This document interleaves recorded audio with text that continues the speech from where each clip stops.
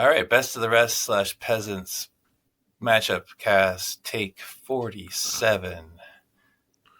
This is Alex Coos, your host, and you may know me from my minimal contributions to Countercharge. I am a Northeast competitor at the Best of the Rest, and I am joined with Felix Castro, Ashley Mowat, and Devlin Smith for this matchup cast today. If you guys want to kind of give us a little short Kings of War bio for each of you, go ahead. All right, I'm Felix Castro, coming out of Ohio, Midwest, playing at the Best of the Rest. I'll be playing Northern Alliance. You may have heard me. Well, no one listens to the Narrative Workshop Countercharge episodes, so you may not have heard of me. Yeah. There's my bona fides, I guess. And my name's Ashley Mowat. I'm playing out of Montreal, Canada for the Northeast at Best of the Rest. I've done a few contributions to Dash 28 and a little bit of the Unplugged podcast, and I'm going to be running Elves this event. And I'm Devlin Smith out of Memphis, Tennessee in Southeast. I slum it at the middle tables with Empire Dust, and I sometimes contribute to Countercharge to famous Empire Dust episodes and nothing else. All right, so let's get into it. Table 1 is pitting Knight of the Mid-Table Bart Kohler against Shambling Horde member Harry Garreau. Bart's got Order of the Green Lady, and Harry is rocking Trident Realm. So, Felix, do you want to read Bart's list? Yeah. So Bart, like I said, is rocking Order of the Green Lady. He's got unit strength 22 in this list. It's 2 Men-at-Arms Retainer Hordes, it's 2 Order of the Brotherhood regiments, one with Sir Jesse's Boots, the other one with Blade of Slashing and the Band of the Green Lady, which gives that regiment Pathfinder. He's got an Order of the Forsaken Horde with Makwar's Potion of the Caterpillar, which Order of Forsaken, that's the Pegasus Knights, if I remember correctly. So correct. Then he's also got a Order of Redemption Regiment with the Brew of Strength. And he's got 2 Pegasus. Pegasi? Then he's got 2 Exemplar Redeemers with Winged Unicorns for a little punchy action. Then got a Unicorn with Shroud of the Saints with Lightning Bolt 5 and Wings. And then another Unicorn with the Boomstick, Lightning Bolt 5 and Wings. So, yeah. Unit strength 22. Or the Green Lady. Coming at you. And Ashley, do you want to read Harry's list? Totally. So Harry's list, he's got the Trident Realms with a unit strength of 21. He's got a horde of water elementals, 2 Giga hordes, one's with the Chalice of Wrath and one with Staying Stone. He's got 3 Naiad Heart Piercer regiments, right? 3, 4? 4, sorry. 4, yeah. 4, they just kind of all meld together there. 3 Krakens, Depth Horror Eternal with the Inspiring Talisman, a Naiad Envoy with the Loot of Insatiable Darkness, and another Naiad Envoy with Bastion. All right, so what are we thinking here? Yeah, I don't know. This doesn't seem like... I mean, Harry seems like he's got a lot of decent anvils. The Gigas can open up some cans, which is good if he's able to get them in. That is some nice, nimble can openers to hit Bart's stuff, but I don't know. It just seems like Bart just has the movement thing going on, and he can kind of pick the fights he wants. Yeah, he's got a lot of Pathfinder, so then like he won't be hindered. Like there's still ensnare, but he'll still be hitting on 4s a lot of the time. Right. Well, and like the Naiad Heart Piercers aren't going to get to do much. I think like by the time they get set up, either Bart's going to be in cover or Bart's going to be in your face. And he's got the Pegasus too that are going to get right up in there. Well, I don't think the Heart Piercers have ensnares. Oh, right, they lost ensnare, so yeah. No, but I mean like even for them to do much, I think. I mean, you'll get one round of shooting for sure, but I mean, I think if you're going into the Heart Piercers, it's leaving you kind of in the middle of nowhere, as long as Harry's setting up for counter charges. I don't know. With all the Thunderous that's in Bart's list, I see it having problems getting through Harry's list just because you've either got the defense 6 on the Gigas or the Krakens with Ensnare. Mhm. I don't know who's going to benefit in the end because it might just be that Bart pins Harry on his side of the map, but then I think they kind of lock in and nobody really goes anywhere for a long time. Yeah, if Bart can't one-shot things, the grind would favor Harry. Yep. Yeah, I would have liked if the envoys or somebody would have had the ability to surge the water elementals, but Yeah. that kind of hurts the list in my opinion. But if I remember correctly, there's no real cheap surge options within the Trident realm. So. You can take the tome, I guess, on one of the envoys, but it's only surge 4. Right.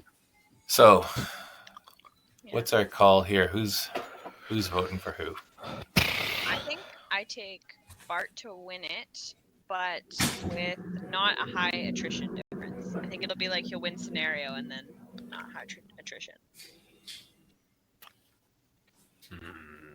Yeah, I think no matter which way this game goes, there's not going to be a high attrition, but I'm going to give it to Harry just because I think he's going to bounce on that first charge, and if he's not setting up like flank charges when he goes in, and those Gigas are nimble, they can kind of pivot around. I think Harry can kind of fend them off well enough.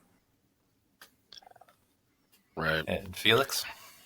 I'm gonna go with Bart. I think he's just got more.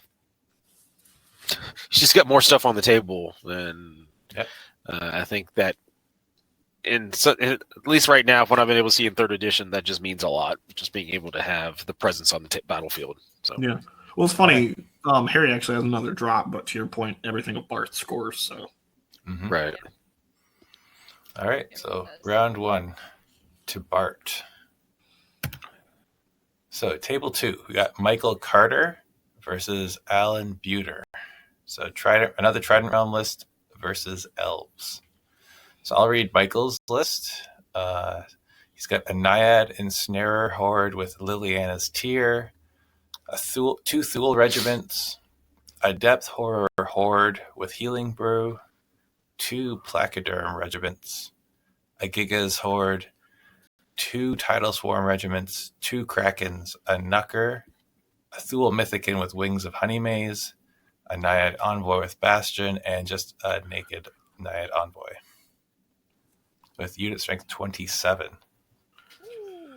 All right, I'll read Alan's list. He's playing Elves, and he's got 23 unit strength. He starts with 2 Hordes of Palace Guard, 1 with Jesse's Boots.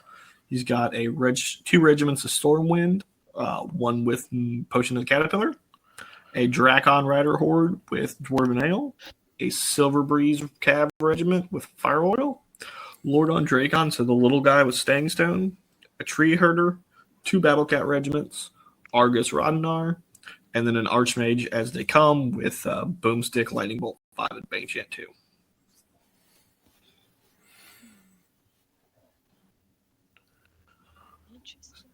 So this elf list is a bit of a meat grinder with those Palace Guard and Stormwind and Drakon Horde. Yeah. I played it that way with the 2 Palace Guard hordes, and it's like people are like, "Wait, what? You're gonna do what?" It's like quite a bit. Yeah. Yeah, those Palace Guard hordes are pretty nasty. As long as he can keep the Stormwind away from the Placoderm regiments. I don't hate Placoderm regiments, but the Palace Guard, if they hit them, they're still going to pick them up in one go, even at D6. I mean, assuming that the Banechant goes off. Mm-hmm. Wait, because other than the Ensnarer Horde, everything has middling, and the Krakens, everything has middling nerve. So yeah, because there's a lot of regiments going on. So yeah, but he does have Bastion, so he can kind of try to short that up a little bit. Yeah, and he does have 2 Krakens and an Ensnarer Horde, so they could probably hold up for a turn. But that's the problem when you play against Elves in 3rd edition. Yeah. You're lucky if you get a turn. Mm-hmm. So, Right. They are pretty much blenders. So Yeah. And the Silver Breeze and then the Lightning Bolt, some effective like shooting as well for the elves. right. Because anything that even if he gets like dies on a counter charge, that lightning bolt 8 is nice to just pick stuff off. Mm-hmm. Yeah, and since it ignores stealthy, like the Thule don't get the benefit. Right. So And the do enough Knucker. damage. Yeah. Same. And I mean, you can, if you're going into, like, say, the Depth Horror Horde, you can weaken it a little bit in an early turn before going in and hopefully try to one-shot it with Knights or something. Mm-hmm. Yeah, I agree. All right, so what are we thinking here? I kind of give it to Elves in this case. I like Mike's list, but this is not a matchup he wants to see. Mm-hmm. No, I think I'm going to go with elves here as well with Alan. I do agree, though, Michael's list is nice. I just don't think it's going to go well, especially if Alan knows how to pull it off. It's going to be... Yeah. Mike, if you get around to seeing his army on the table, he's got a Cthulhu theme. Like, it's just a bunch of tentacles all over the place. Nice. It's the trying to remember Riley. It's a Cthulhu reference. Yeah. His Krakens are actually these massive tentacle monsters, which is really cool.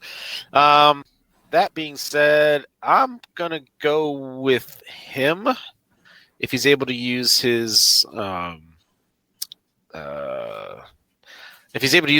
correctly to get that in to really just annoy the backfield and get his Thule Mythicon with flying to be able to take off some stuff from the back. But it's not going to be an easy match for him. I'll give him that. But I'm just going to go with him on that one. All right, so that's 2-1 for Alan. Table 3. We got Pat O'Neill with his Dwarves versus Ed Fisk and his League of Rordia. Okay. I can read Pat's list. So Pat's got his unit strength 20 dwarves. He's got a horde of walkers with Aegis of the Elohai, Berserker Brock Rider Regiment with Potion of the Caterpillar, and then another Brock Rider Regiment with Brew of Strength. Got 2 Earth Elemental Hordes, 2 Sharpshooter Troops, Greater Earth Elemental, Mastiff Hunting Pack Regiment with the Warbow of Kaba. He's got 1, 2, 3 Iron Belcher Cannons, Dwarf Army Standard Bearer with a Lute, and Berserker Lord with Mournful Blade on a Brock, and a Stone Priest with Conjurer's Staff and Bane Chant 2. Whew. Yeah. All right. I'll take Ed Fisk. He's out of the Mid-Atlantic, if I recall correctly. League of Rordia, unit strength 24, which seems kind of low for League, but hey. He's got a Foot Guard Horde with the Indomitable Will upgrade, which is amazing, and then Brew of Strength, which is doubly awesome. 2 Polearms Block Hordes, a Honor Guard Horde with Makwar's Potion of the Caterpillar and Indomitable Will. 2 more Honor Guard Hordes with just Indomitable Will, so that's a lot of punchiness right there. A 1, 2, 3 mounted scout troops with the black powder weapons, which gives them piercing 1. 3 cannons, 2 barons, both mounted, one with slashy blade, the other one with mace of crushing. Then a wizard with the conjurer's staff with lightning bolt 3 to replace the fireball, and then Bane Chant 2. All right. So we got 2 triple cannons with slightly different support elements around them. Right. Well, I will say is Ed's going to need that because there's a lot of defense 6 coming his way in terms of the Earth Elemental Hordes and then the Bulwarkers from the front with the big shield. No, they're just defense 5 now. Oh, just defense 5 now? Yeah. But Greater Earth Elemental is still defense 6, so it is a lot of high defense. It is. Yeah, which is right. what you like expect thematically. But everything in Ed's list has crushing at least. Yeah, and From- the Honor from- Guard have TC2 is on top of Crush 1, so Right. Right. I mean, because even Polearms Block have Crush 1, right? Yeah, they're just- crush 1 on 4s and then They're just garbage defense. Yeah, defense 3. Yeah, So the Brock Riders will blend them if they get into them, but if he's using that to set up, the foot guard or whatever, that's exactly what he's probably willing to take. He'll take that 40 point. 175, and you let it die. They're still horde nerve, so Right. Also true. And he does have the Bane chant to back him up to get that extra crushing where he needs it to get through those things. Right. Yeah. So what are we thinking here? I think it's interesting he went with Mournful Blade over Blade of the Beast Slayer on the Brock Horde.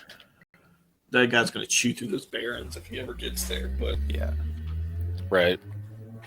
But he won't offer too much help if he tries to combo charge into the Honor Guard. Maybe just because then he's only crushing 1, right? So yes, still is vicious, but yeah, it takes a hit to his effectiveness. I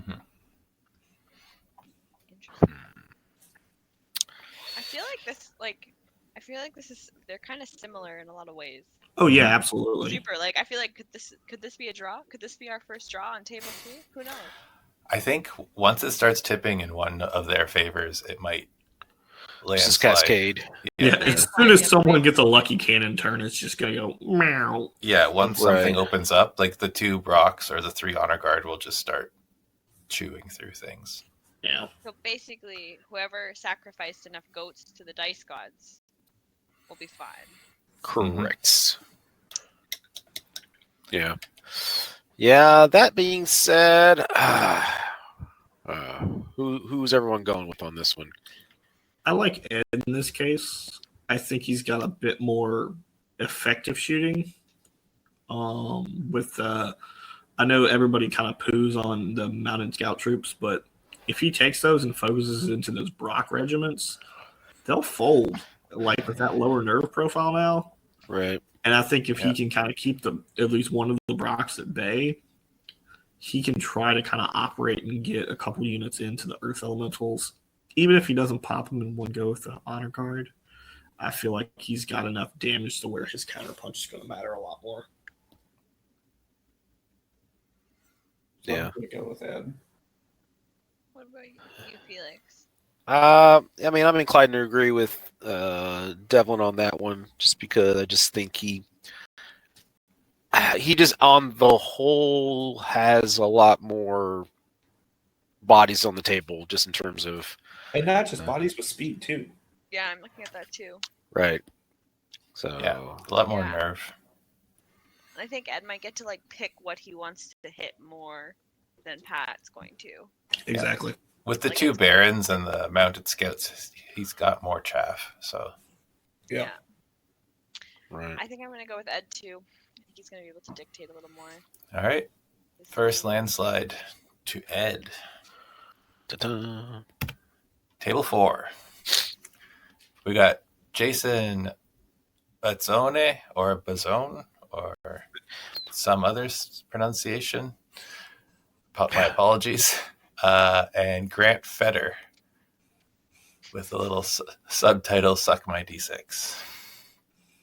So Jason is bringing Twilight Kin. He's got 23 unit strength.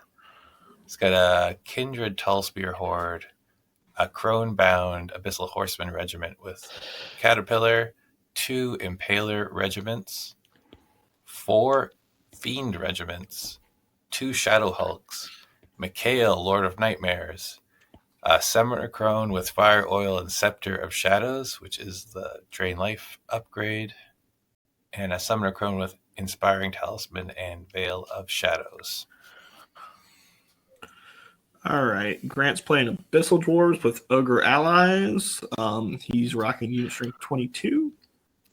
And he starts it off with 3 hordes of Obsidian Golems. All with the Charnox upgrade. 1 with Pipes of Terror, 1 with Healing Brew, 1 of them's naked. An Immortal Guard regiment with Throwing Mastiff.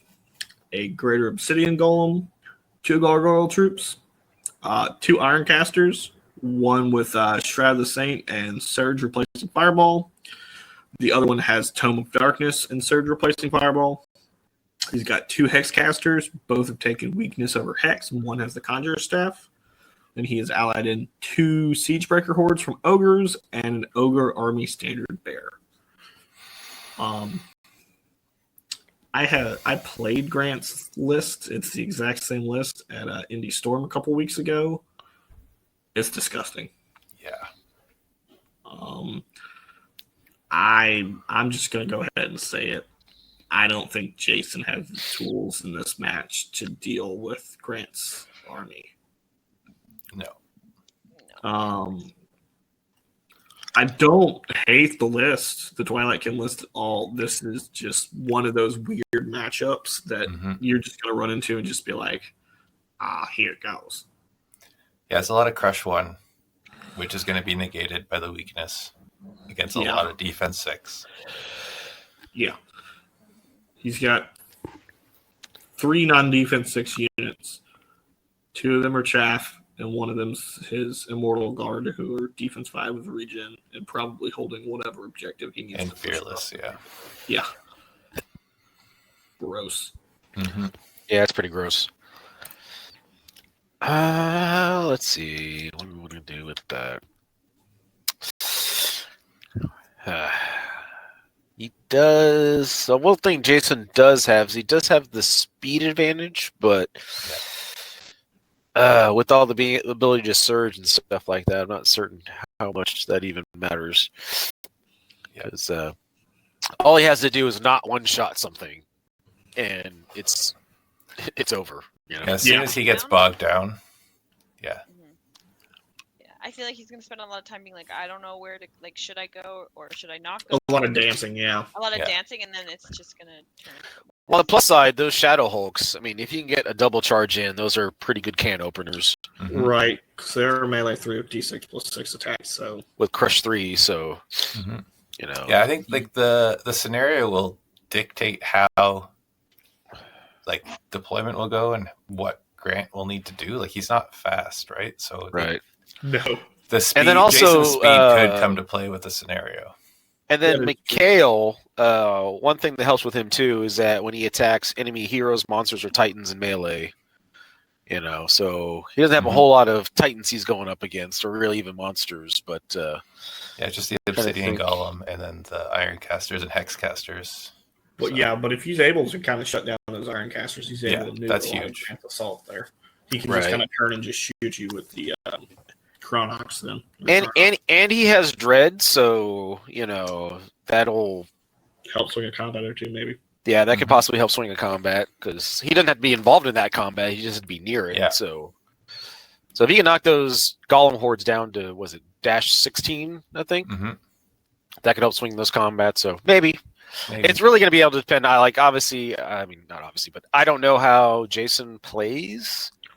So I don't know his style. So, but I'm imagining if he can get the charges he needs to get, he can sort of make Grant's army not necessarily matter with all the defense 6. But that being said, I'm probably going to have to go with Grant on that one for this fight just because of the matchup. So. Yeah, like I kind of wish we knew what we were playing, like the scenarios were in a way, because I feel like that could make a difference. Make a huge difference. Make a huge difference, right? Because if Jason can play the scenario, then it doesn't really matter, right? And he does have that speed. Right. I think like in an all-out, like not knowing it brawl, I think it goes to Grant. Yeah, Jason's hope is something where a lot of tokens are on his side, and he can just send the fiends out to die and just hold it, and hang on for the game. Right. Because there's not a lot of long-range threat on Grant's side, but once Grant gets in hugging range, he's going to hug. Yeah, it's going to be some painful hugs. Yeah, he's going to. That's what we do in the Midwest. Painful hugs. Cuddle to death. All right, so that's 3 for Grant. Table 5.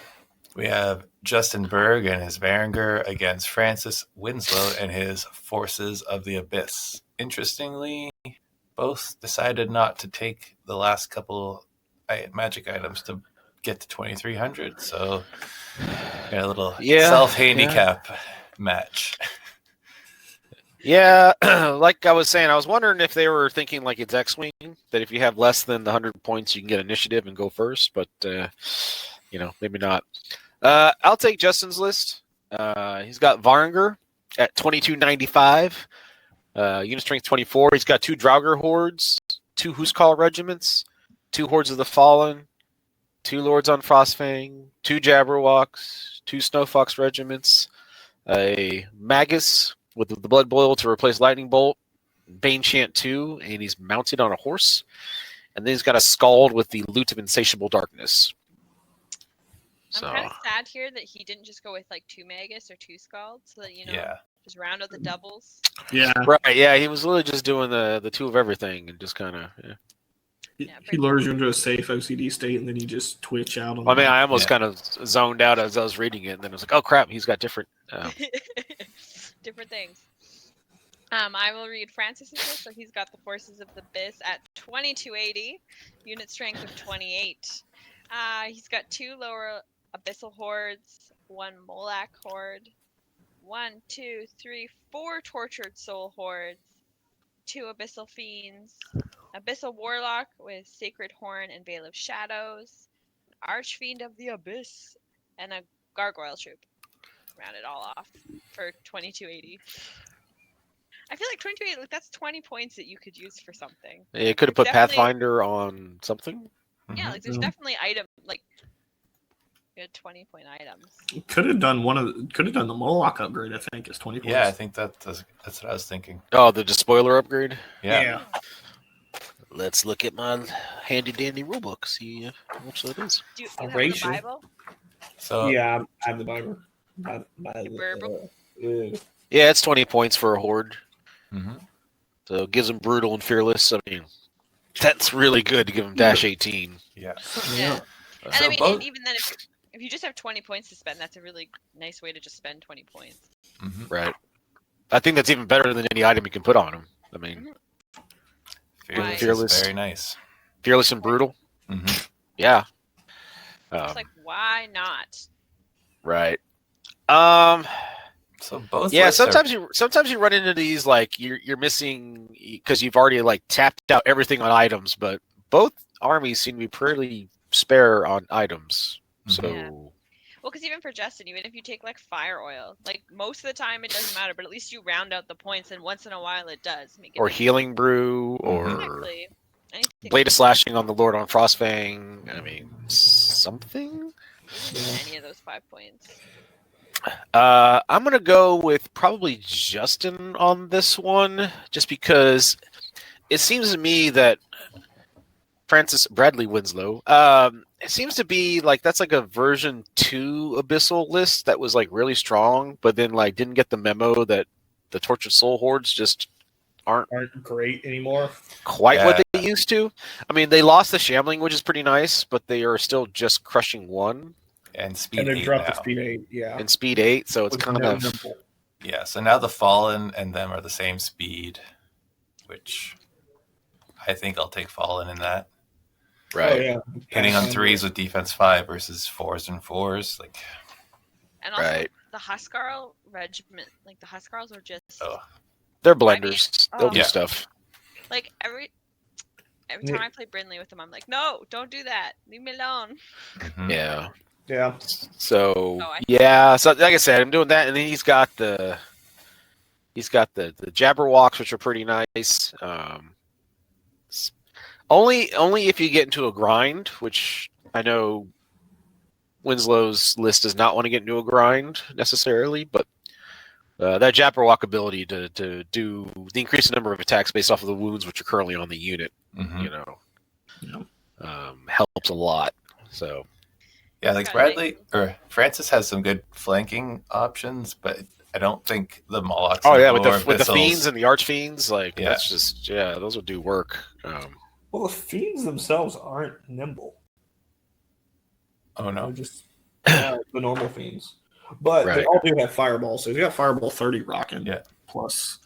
Right. But there's not great targets on the Draugr, which, okay, you're shooting Draugr. Yeah, good old 125 points. Yeah. I mean, Snow Foxes, sure, you can shoot those as well, but I mean, But they're stealthy. Yeah, they're And they're stealthy. so cute. You can't hurt the snow fox. Yeah. First thing So- to die every game.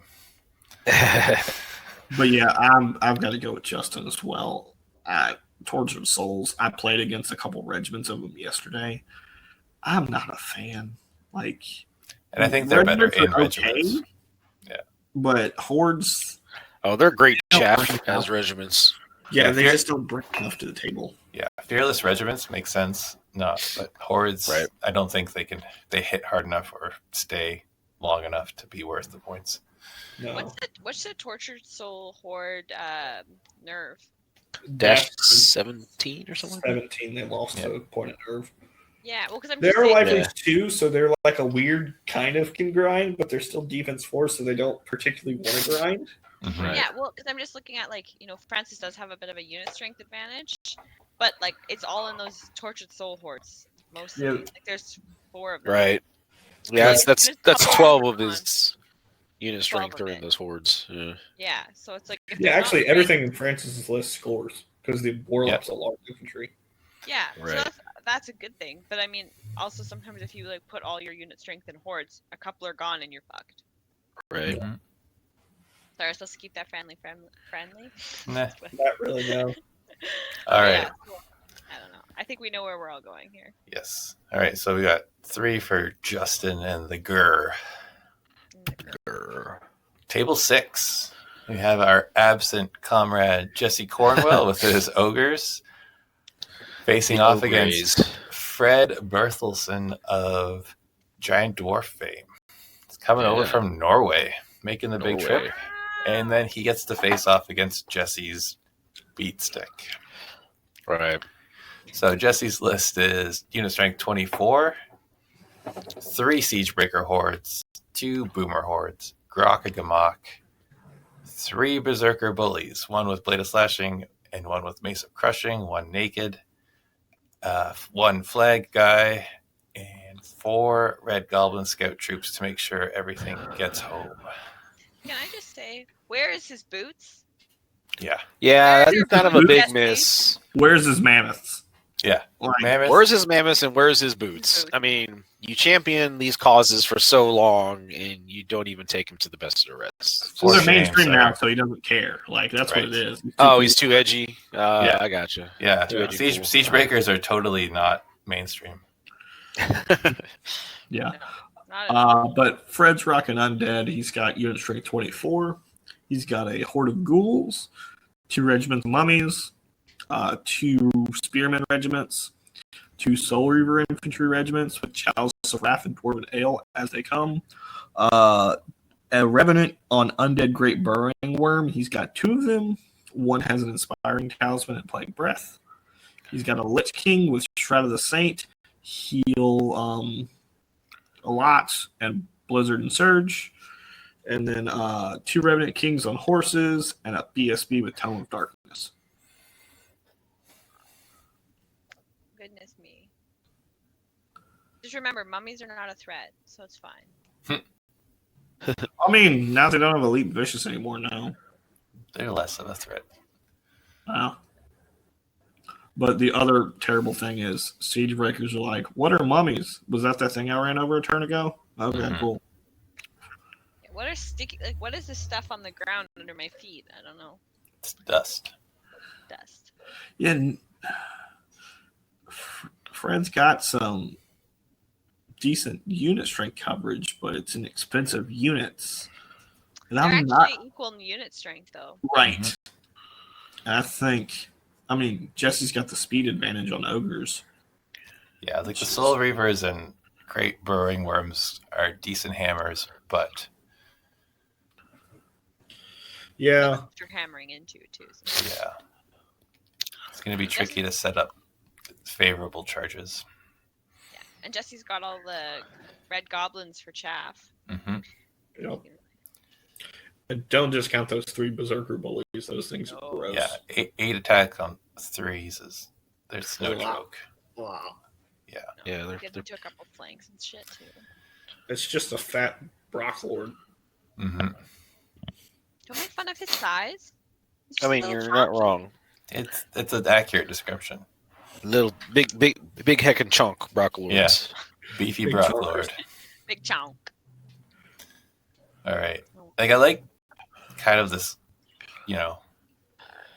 a good mix of units on Fred's, but the Lich King probably would have been better as Morgoth for that cost. Agreed. Also, like when you take so many spells sometimes on one guy, it's like, okay, cool. So you only can cast so much. Mm-hmm. Right. Well, Yeah, my but- guess is he probably has the Blizzard for early game. Surge, and then- mid, heal, end.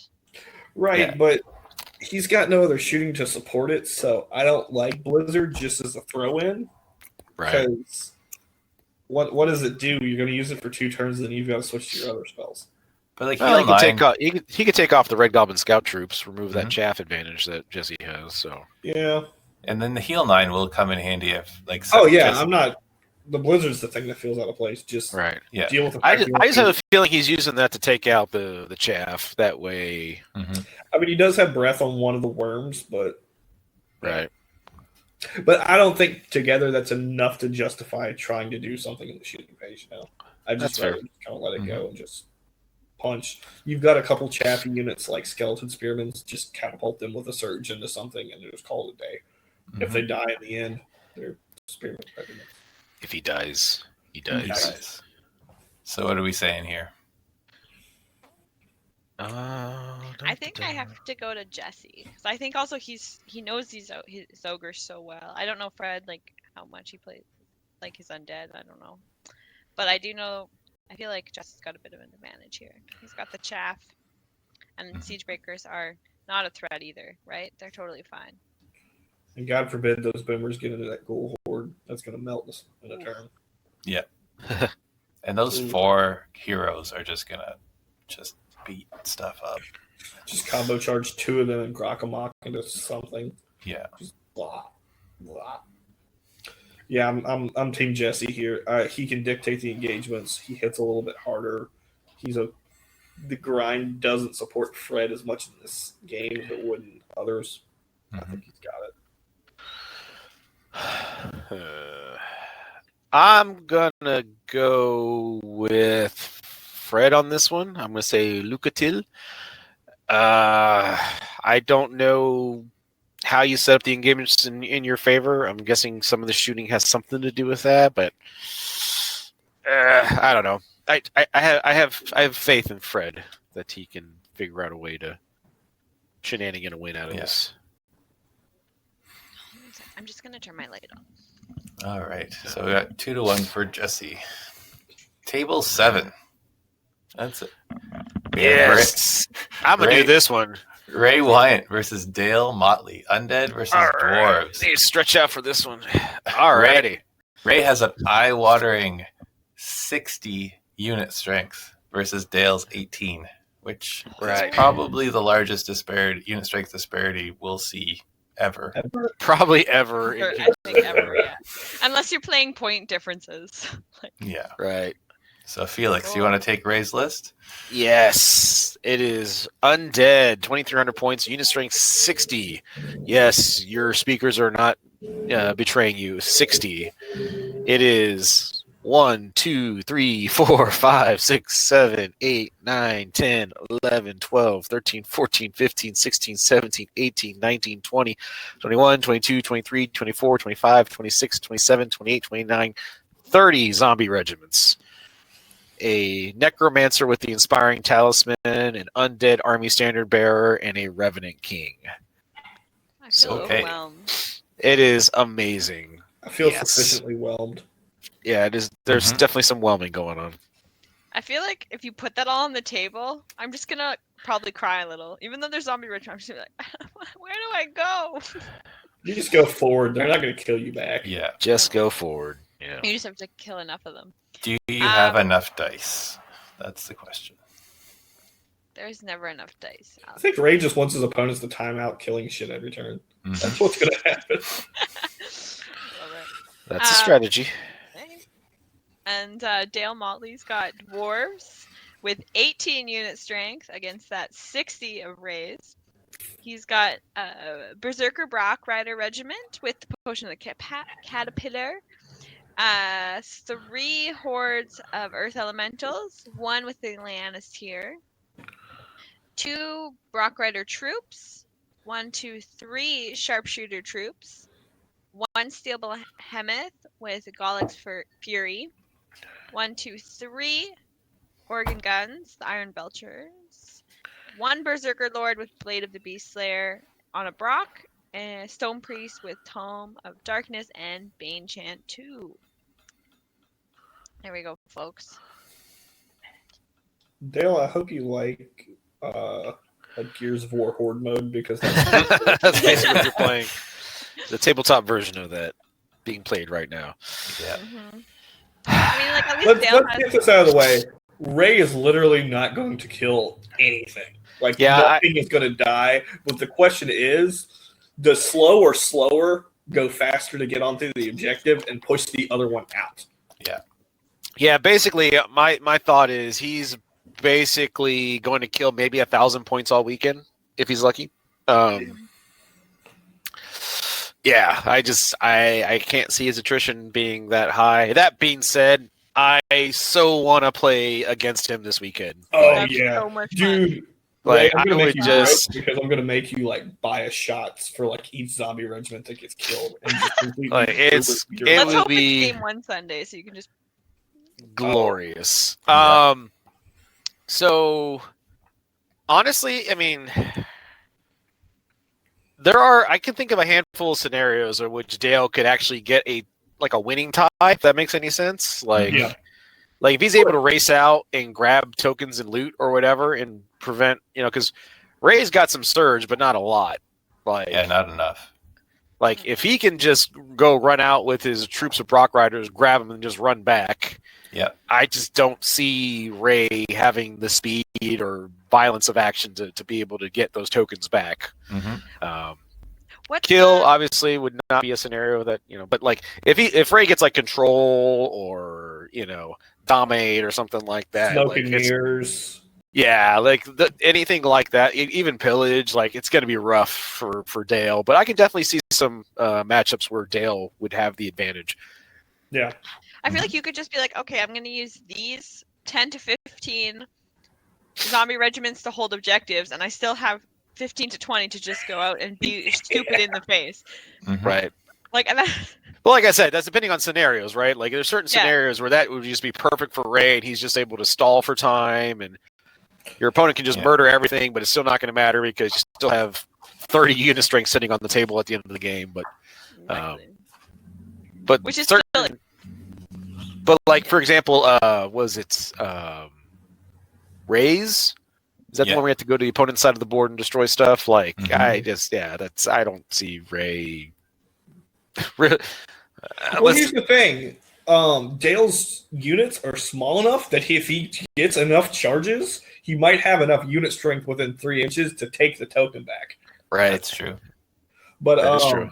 My one critique on Ray's list is I would have liked to see, instead of the Revenant King, just another BSB, and then you make the Necromancer like the vicious guy with Sacred Horn. Just let me get like one more wound per zombie regiment. Like, just go for it. Just full send it.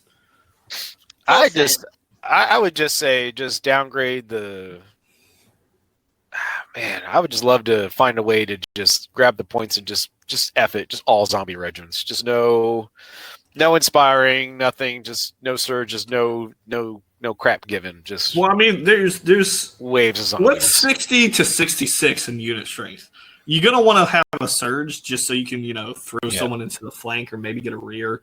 That's a question the masters people ask among themselves. Here at the peasants, we just want bodies upon bodies. We just want ridiculous shit to happen. 33 regiments of zombies. If you're gonna commit to the theme, Ray. Come on. Yeah. What more does a man want than just tons of zombies being thrown at the enemy? Ray, I'm gonna find you and I'm gonna give you whatever beer you want. Like, this list is amazing. Yeah, Ray, hit me up. If you want Dale, you're gonna have your favorite loss of the weekend, game 1, and it's gonna be amazing. That being said, I'm going to tentatively go for Dale on this one. I do like Dale's list, but like Dale's list is a nice dwarf list.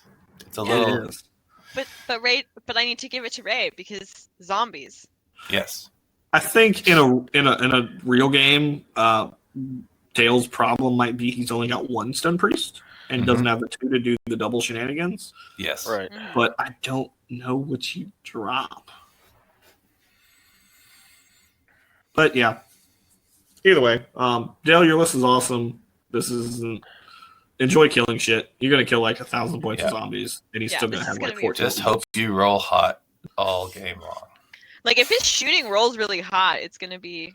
Even if he picks up even if each unit picks up like 1 unit per like phase, like That's he's still true. not gonna chew through all of it. Yeah. That's the best part. All right, so we got Felix is going Ray. Yeah. Or- No, I'm going Dale. Dale, I'm going Dale. Contrarian. Dale's got a chance in some scenarios, Yes. but Yeah, Like I think said, most of the time I'm Ray's giving gonna Dale the laugh. tentative. Okay. I'm giving Ray the please do this. I'm giving Ray a beer. Yeah. All right. So you got Well, one. well, also I need to have Dale win so I can play Ray in the next round when I lose my first round. You know, That's fair. All right. Yeah. So you're hoping. That's hoping. All right. Wish Table- casting. Table 8. We got Michael Tiskus and his Night Stalkers facing off against Nick Scabetta or Ciabatta, depending who you ask, and his Ciabatta. Abyssal Dwarves.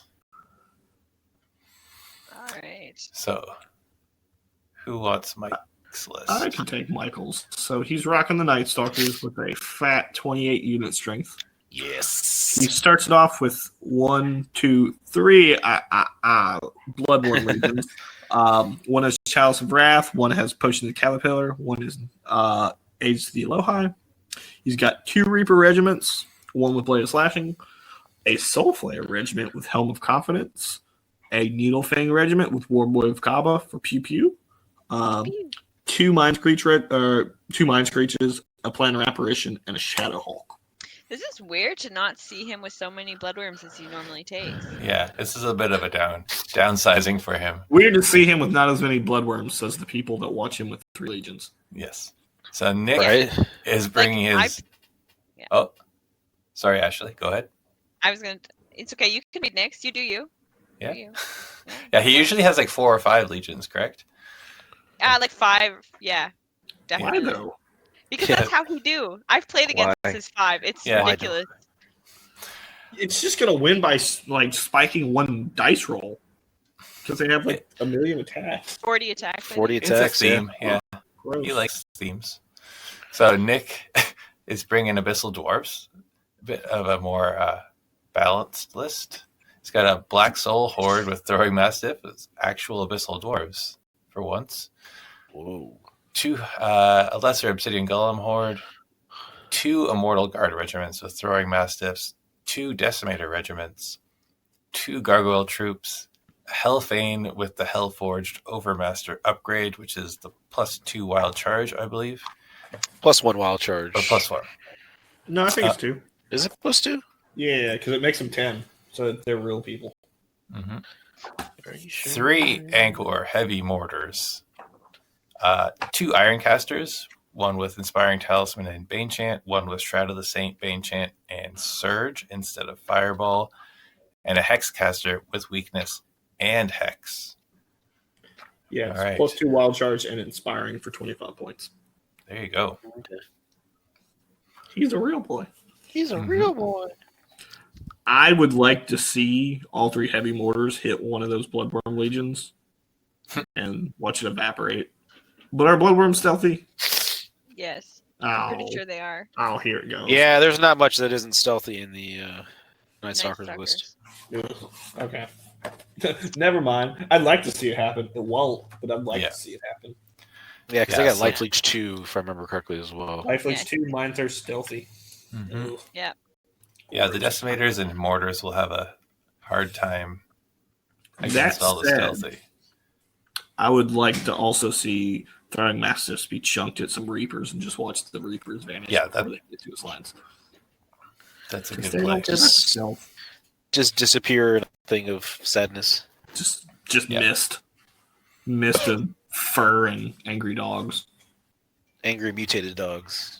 Yeah, Is this what you're thinking of doing with your actual dogs? Is that why you keep getting so excited about throwing dogs? Because I'm concerned, okay? I mean, I'm maybe. concerned. Maybe. All right, so what are we thinking here? My deep knowledge of abyssal dwarves is none, so I'm always like, ah. I like the list for the Abyssal Dwarves, but he's so slow.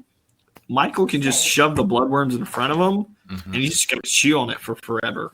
He might not have the density of attacks to really chew through the bloodworms quick enough. And that's what I'm saying. I think Michael can kind of just pin. Are bloodworms shambling? No, No. Oh, so they can march too? That's just gross. they're only speed 4 or Five? 5. I think they're 5. That's more speed than the dwarves are. Yeah. Which means if it's loot or something. Yeah, they're you get speed across the middle. 5.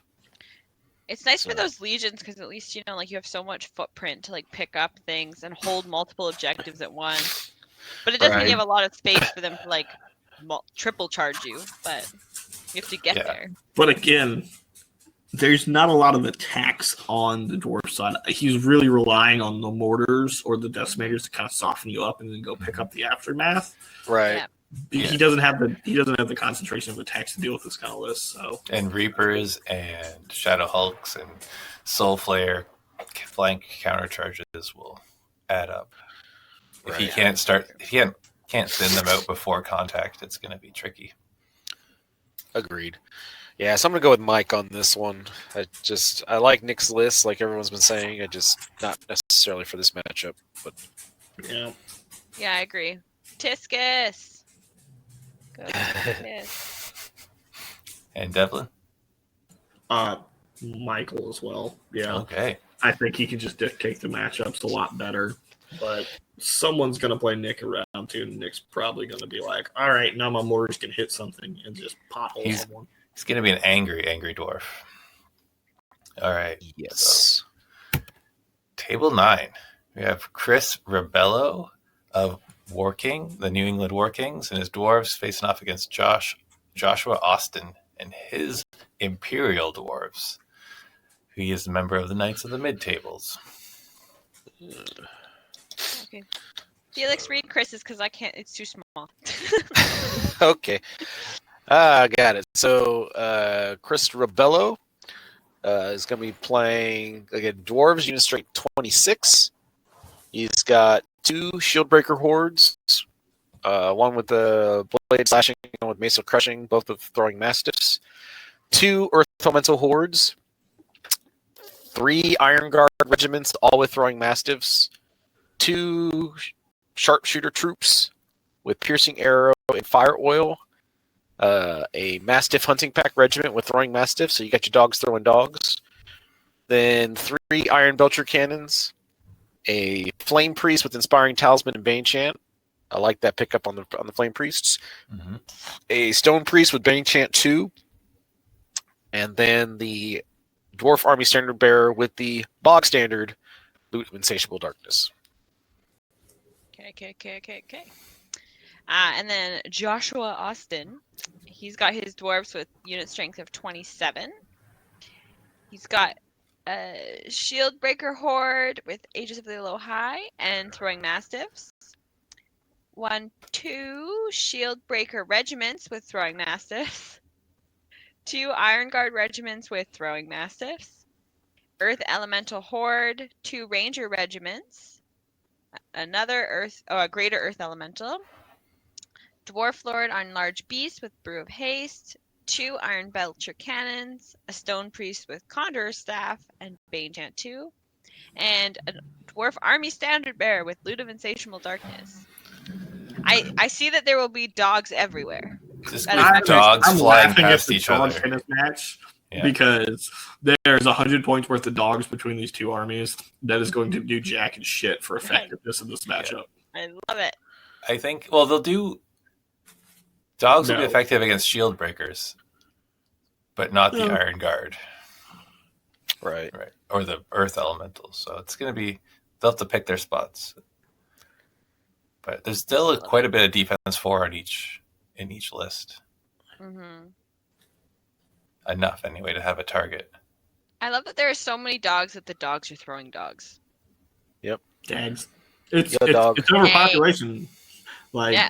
Rob Barker talked about it. Have your pet spayed and neutered. Mhm. And these dwarves just didn't bother to do it. So They got to do something with them. So many dogs, yeah. I honestly don't know. It's like twins fighting. It is. They're very similar lists. Like they have subtle differences, but the differences don't matter for this matchup. Right. Yeah. Like I know Chris has been playing this list quite a bit from what I've heard and doing well with it, but just judging lists on list, It's hard to tell. It's hard to pick.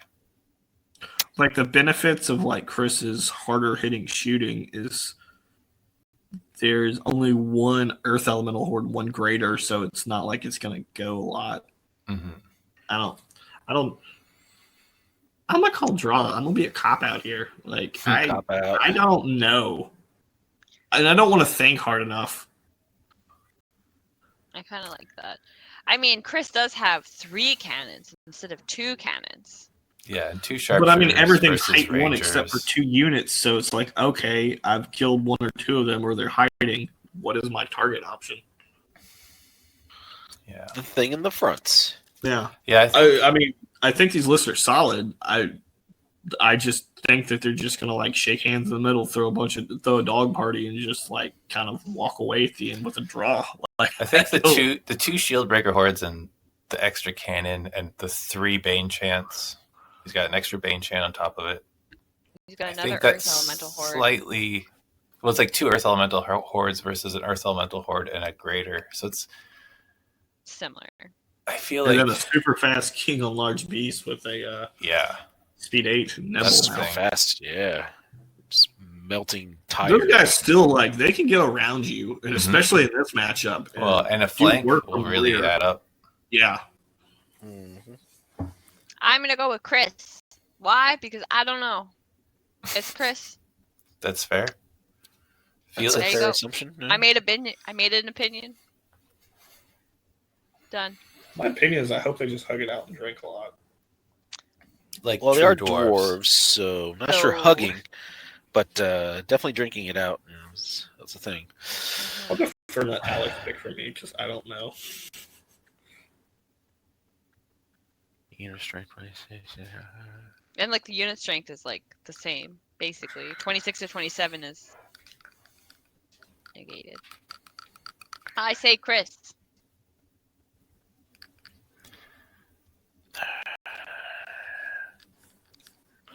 I think turn Fierce. 1 is going to matter with the right? cannon. Yeah, who's And- gonna get 8 farther inches across the board than the opponent?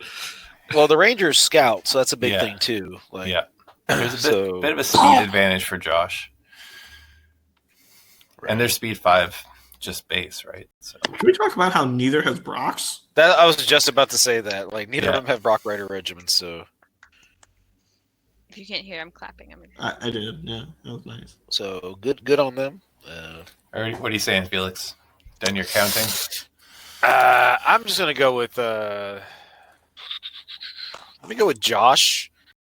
I think he's got a very slight speed advantage. It's not much, trust me. It's not a crazy speed advantage, but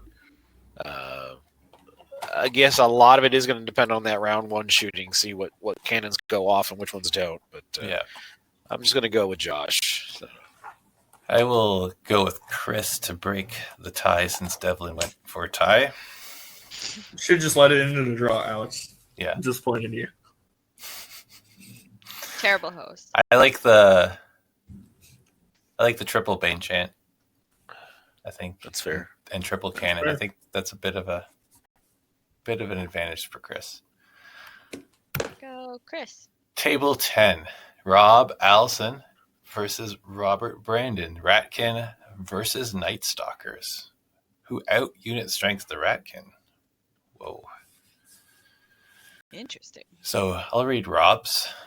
He's got 3 warrior regiments, 2 shock troop hordes, both with plague pots, one with staying stone, one with caterpillar, Scud Kuzluk, demon spawn of dew, or Scud the Bud, 2 mutant rat friends,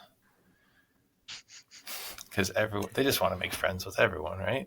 Mother Thanks for free Kryza with loads. Bane Chant 3, a Brood Mother, 2 Clawshot troops, 2 Vermintide regiments, a Warlock with Sacred Horn, and Veil of Shadows for that stealth bubble. Yep. He's going up against Robert Brennan's Night Stalkers of Doom. He's got 29 unit strength, and he is rocking a Bloodworm Legion with Healing Brew because those 2 wounds might matter. 2 Doppelganger regiments, 2 Phantom regiments. Not 1, not 2, not 3, but 4 Soulflayer regiments. Triple Mind Screeches, as you do. Void Lurker with Trickster's Wand. Ooh, Trickster's Wand. Yeah. Shout out to Robert Brandon for not going with the ubiquitous Planar Apparition. Mm-hmm. Well done. Yeah, I think that Trickster's Wand will be important with the Brood Mother and the Lightning Bolts. True. Yes. Mhm. Yeah, you don't want to cast Drain Life 10 when you've been hexed. Correct. Top tip. Yeah. I'm just so sad that this Ratkin list is just so small. Yeah. Yeah. Too many toys, not enough boys, is how I feel at it. The claw shots are going to be rendered useless because they're going to be hitting on 5s the whole game. Maybe 6s, depending on cover. He does have Lightning Bolt 15 available, though, which is that gonna will help. And then the claw shots they're still going to be hitting on 5s, but with the Lightning Bolt, you can get a bit of a concentration of shooting. Yeah. I have such a love for doppelgangers, though. I can't even play Night Stalkers. Run them into the Shock warriors, troops. the shock troops, Yeah, and just Exactly. You're laugh. just like, That's a dream. It's just Spider-Man meme just pointing at each other. so good. That said, Phantoms and Soul Flayers fly, right? Mm-hmm. I think he's just got that Robert Brandon's just going to be able to get around him, especially because this is a small Ratkin list that he'll be able to like get fronts and flanks on things. It's going to be tricky. He definitely has a huge mobility Movement, advantage. yeah. And then you have to realize triple mind screeches, yes, but the things that Rob Allison doesn't want to lose is going to be the Brood Mothers or just that and the Trickster's Wand. If you pump them all into the Scud the Bud, that's going to be a bad time. Yeah, it's going to be hard to hide his valuable characters. Yeah. Mm-hmm. Yeah, that's gonna be rough. Yeah, I think Robert's ability to character snipe is gonna be really big in this one, so I'm gonna go with Robert. Plus, it's a list of Doom, so I can't argue against that. How do you vote against Doom? You really can't. So Fine, I'm going with Rob Allison then. Got to vote against Doom. Rats for life. Rats for life. Yeah, Definitely. Robert Brennan, he used to be a Southeast boy. I've had many fun games with him. I'm going to go for my boy. So, All right. Go Doom. 2-1 for Robert over Rob. there you go.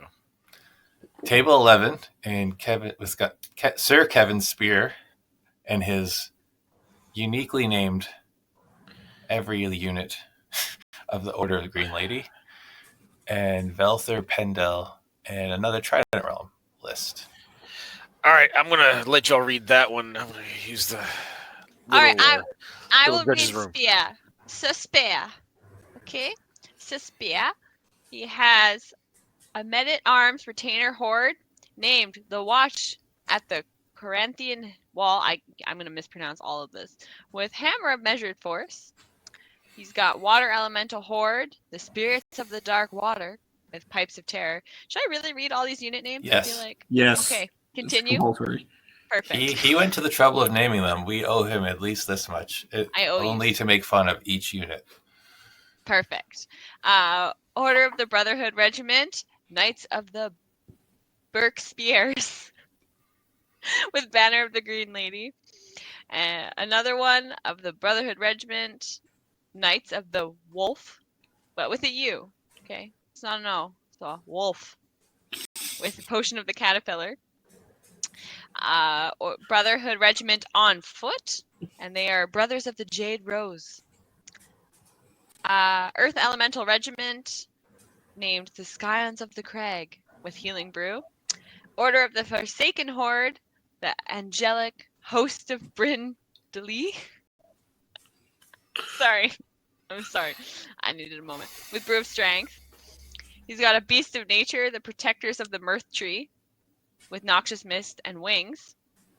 He's got a Beast of Nature, the Protectors of the Mirth Tree, with Noxious Mist and Wings.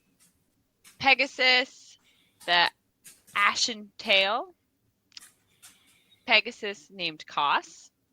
A Druid named Lady Margaret, with a Boomstick, Banechant 2, and Lightning Bolt 2. A Druid, the Abyss of Michelle Rose, with Shroud of the Saint. Exclampdar Adjutant, the Serspier, with Lead of Insatiable Darkness. Whew. Whew. I feel really like she showed back up just to read Belter's list. That's I also don't doubt love how Kevin's list took longer to say than Ray's list. Right? Mm-hmm. Anyways.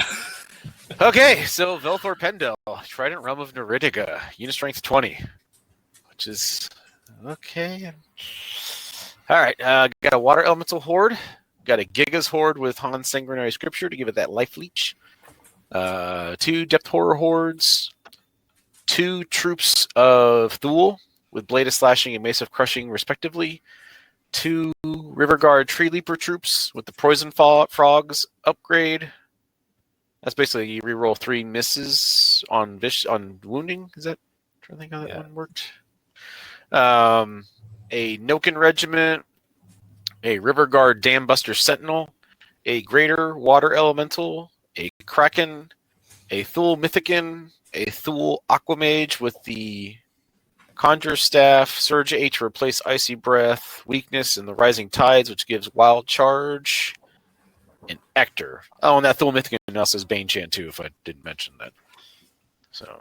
How dare you? Yeah. What's Banechant? What is Takes Banechant.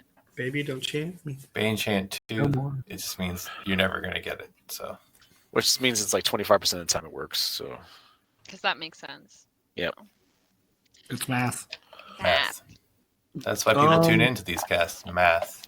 Math. Yeah.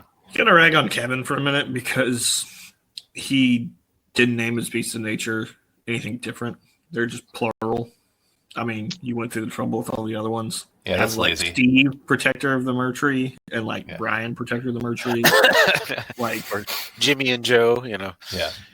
I don't know. He also put the Angelic Host of Brindley, and that sounds a lot like Brindley, and I don't know if he's angelic, so I think that's a false. Or strong. Brew of Strength? Really?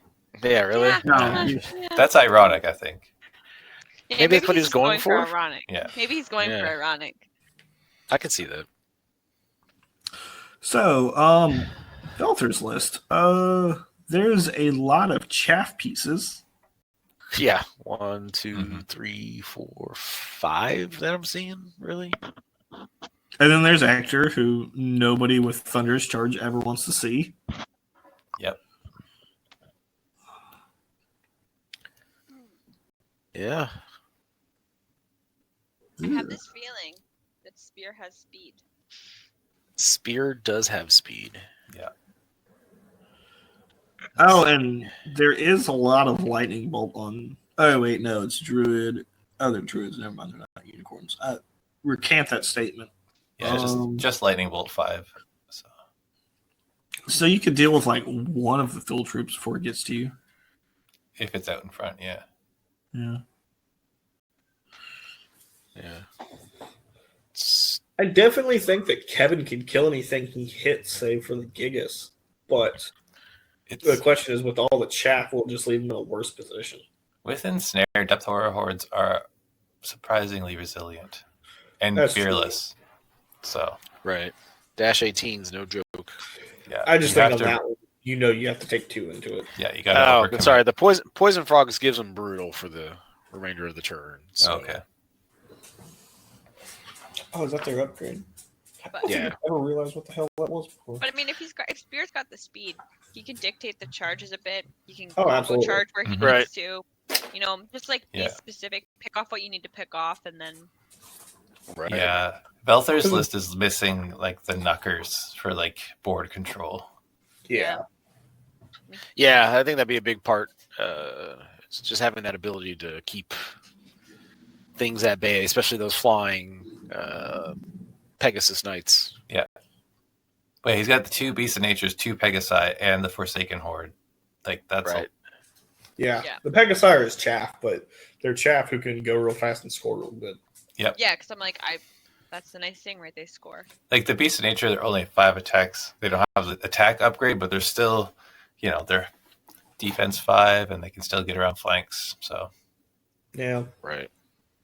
I think you breathe on a couple things too. and there's a lot of defense 3, so to breathe on. Right. Yeah. So with that being said, I'm going to go with Kevin on this one. I'm going to I mean, go Kevin as well. But Velther, just know that you're going to play the reigning player or best sportsman from last Masters, so you're in good hands. It is a fantastic. You're gonna have a good game no matter It's what. going to be a good game. Yeah. Yeah, you're not. I go with Spear. He's nobility. He's Sir Spear. He needs. I think he's got this. All But yeah, right. you're gonna have a great game. 3 for Kevin. Good luck, Weird. Panther. You'll have a good game no matter what. Right. And table 12. We What's have the dude? Sorry. Well, then Doug good, you can read Blake. the dude's list. another New England War King facing off against Bryant Munson. So we got Abyssal Dwarves versus Elves.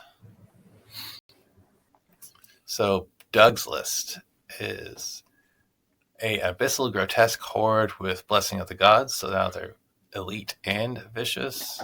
You got an Abyssal Half-Breed Regiment with Pipes of Terror. Another Abyssal Half-Breed Regiment with Potion of the Caterpillar. 3 Obsidian Golem Hordes. 2 Gargoyle Troops. 2 heavy Mortars. A Half-Breed Champ with Blade of Slashing. An Iron Caster with Shroud of the Saint, Surge, and Banechant. And Pazuzu the Vile. He's going up against Bryant Munson, who's rocking some elves with 23 unit strength. He's got your compulsory 2 Palace Guard hordes, 1 with Chant of Hate, 1 with Staying Stone, 2 Stormwind Cav regiments, 2 Forest Guard troops, a Drakon Rider horde with Potion of the Caterpillar, 2 Silver Breeze troops, a Kindred Glade Stalker troop, a Dragon Kindred Lord with Meat of Madness for that sweet 21-inch charge, and a BSB with the Loot of Insatiable Darkness. I know Doug knows this list really well and plays this list a lot. Yeah. Like he knows his Abyssal Dwarves, which Yeah. also I think this has been like his beautifully main army for a couple of years. So yeah, I've played this list and lost to it a few times. But That's fair. It's a good list. Yeah. Yeah. I And think also it's you gonna- mispronounce it. Basusu. You have to be a little more excited, I think, Alex, when you It's say Ah. it. Susan, that bitch. the Nope. Susan. It's Susie. Yeah. Susan, Susie? that bitch. Yeah, it's Susan. Susan. No one gets No one that likes excited. Susan. Table Really 12. excited. Excitement is, we're in a bit of it. Waning. And We're right now. halfway through, folks. I know, it's going to come back up. It's going to come back. Halfway there. No offense, Ooh. Doug. Fear. Oh! All right. Um, Back on task, guys. Well, moving Wow. on. All right. None of this fun. None of this laughing. I think it'll depend on whether or not dragons or the shooting can try to zone the grotesques and the half-breeds. Mhm. Because if those get into the elves because they've got the charge range advantage, a double charge can pick up one of those hordes. Yeah. Like, there's a slight advantage with the Dracons and Stormwind, but then Yeah. the grotesques and half-breeds outrange the infantry. But yeah, I think so at the end it's- of the day, the Stormwinds do have range on the others. So if he Yeah. can get cav on cav and then just leave infantry to fight infantry, I Yeah. think that's a winning fight for Brian as well. Yeah. There is also that like Doug can use some surge too, right? Oh, absolutely. Yeah, he does have Like- the surge age. The problem is when you play elves, you've got to have something left to search. So, Yeah. so Brian's got to flub some combat because elves are really good at punching you in the mouth and just being like, "Where'd you go, buddy? Oh yeah, you're dead." Yeah, Oh, especially oh, because yeah, like you can go. Stormwind Cav are speed 9, right? So it's just Yeah. Yeah, those two heavy mortars are going to have a big job turn 1 and 2. Yeah. Right. I mean, if you look at that Palace Guard horde with Elite and Vicious, Yeah. back that thing with a Bane Chant, that's, 25 attacks, Elite and Vicious with Crush 12-ish 2. wounds? Yeah. Yeah. Like a Obsidian Golem horde does not want to see that. No. Nope. Absolutely. So And anything else is dead. yeah, anything else is Yeah. just dead. Obsidian Golems are hurting at that point. Yeah. Yeah. So Ouch, where did my HP go? yeah. Hate to say it, this might be one of those fights where if those heavy mortars are able to go off, take out a couple of those pieces that Brian's bringing to the table, He's only rocking the 2, so it's 4 shots. So he's maybe Right. One I'm hit just a saying. turn? I mean, I've had 4 shots thrown at me, and they've all been 6s. So I've had fair. those. I've had those matches before. Where it's just like, I've Okay. had like war engines take off a regiment of Stormwind Cav turn run. Yeah. So Super unlucky shit happens, right? So Yeah, Yeah. whatever's So, I mean- not if he can take something out that is like whatever's not hiding turn 1 and maybe like weaken something turn 2, that's good. Right. But it's but yeah, the mobility fire- advantage of the elves is going to be significant. yeah. That being said, I think I'm going to go with Bryant on this one. Not that I don't like going for elves like ever. I kind of little vomit in the mouth as I say that, but I'm going to go with the elves. Yeah. Yeah, I feel like if the Doug had a little bit more like decimators or something in there, maybe instead of one of those lesser hordes, he had some decimators instead, just to kind of poke some elves. I'd feel better for his side in the matchup, but as it stands, there's not really much counter shooting. There's not any other than the mortars, so Yep. I'm gonna go with Bryant because I think he can just pick up what he touches. Yeah, I feel like Brian with the Stormwind Cav, the Drakon Rider Horde with the Potion of the Caterpillar, and the Meat of Madness on the Dragon. I think he's just got so much speed for those flanks, and then holding it down with the Palace Guard. I'm a little concerned for Doug. I think I'm going to give it to Munson.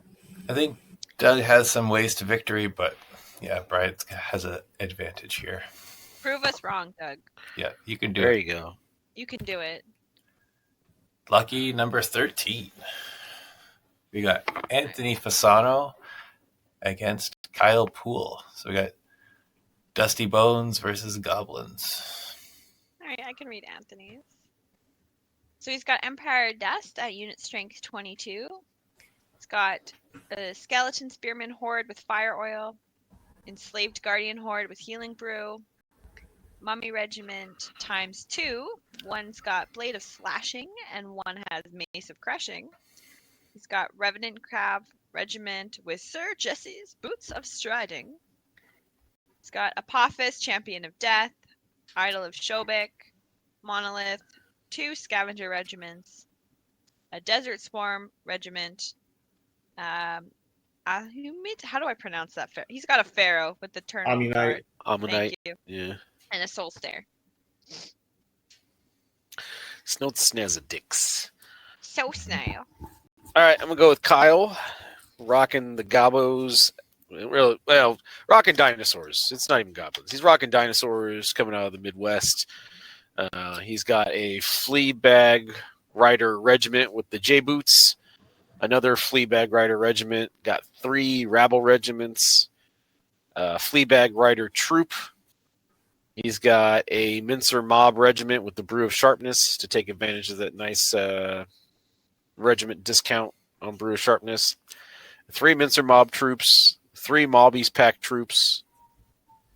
Why he's got so another 2 Mincer Mob troops. I don't know why Good Army List didn't put them together, but whatever. So grand total of 5 Mincer Mob troops. A Flaget with the Loot of Insatiable Darkness, a Wiz with the Conjurer's Staff and Bane Chant, a Wiz with Inspiring Talisman and Weakness, a Bigot with Blade of Slashing and Fleabag, and then a King. Without the Jareth's Pendant. Curious.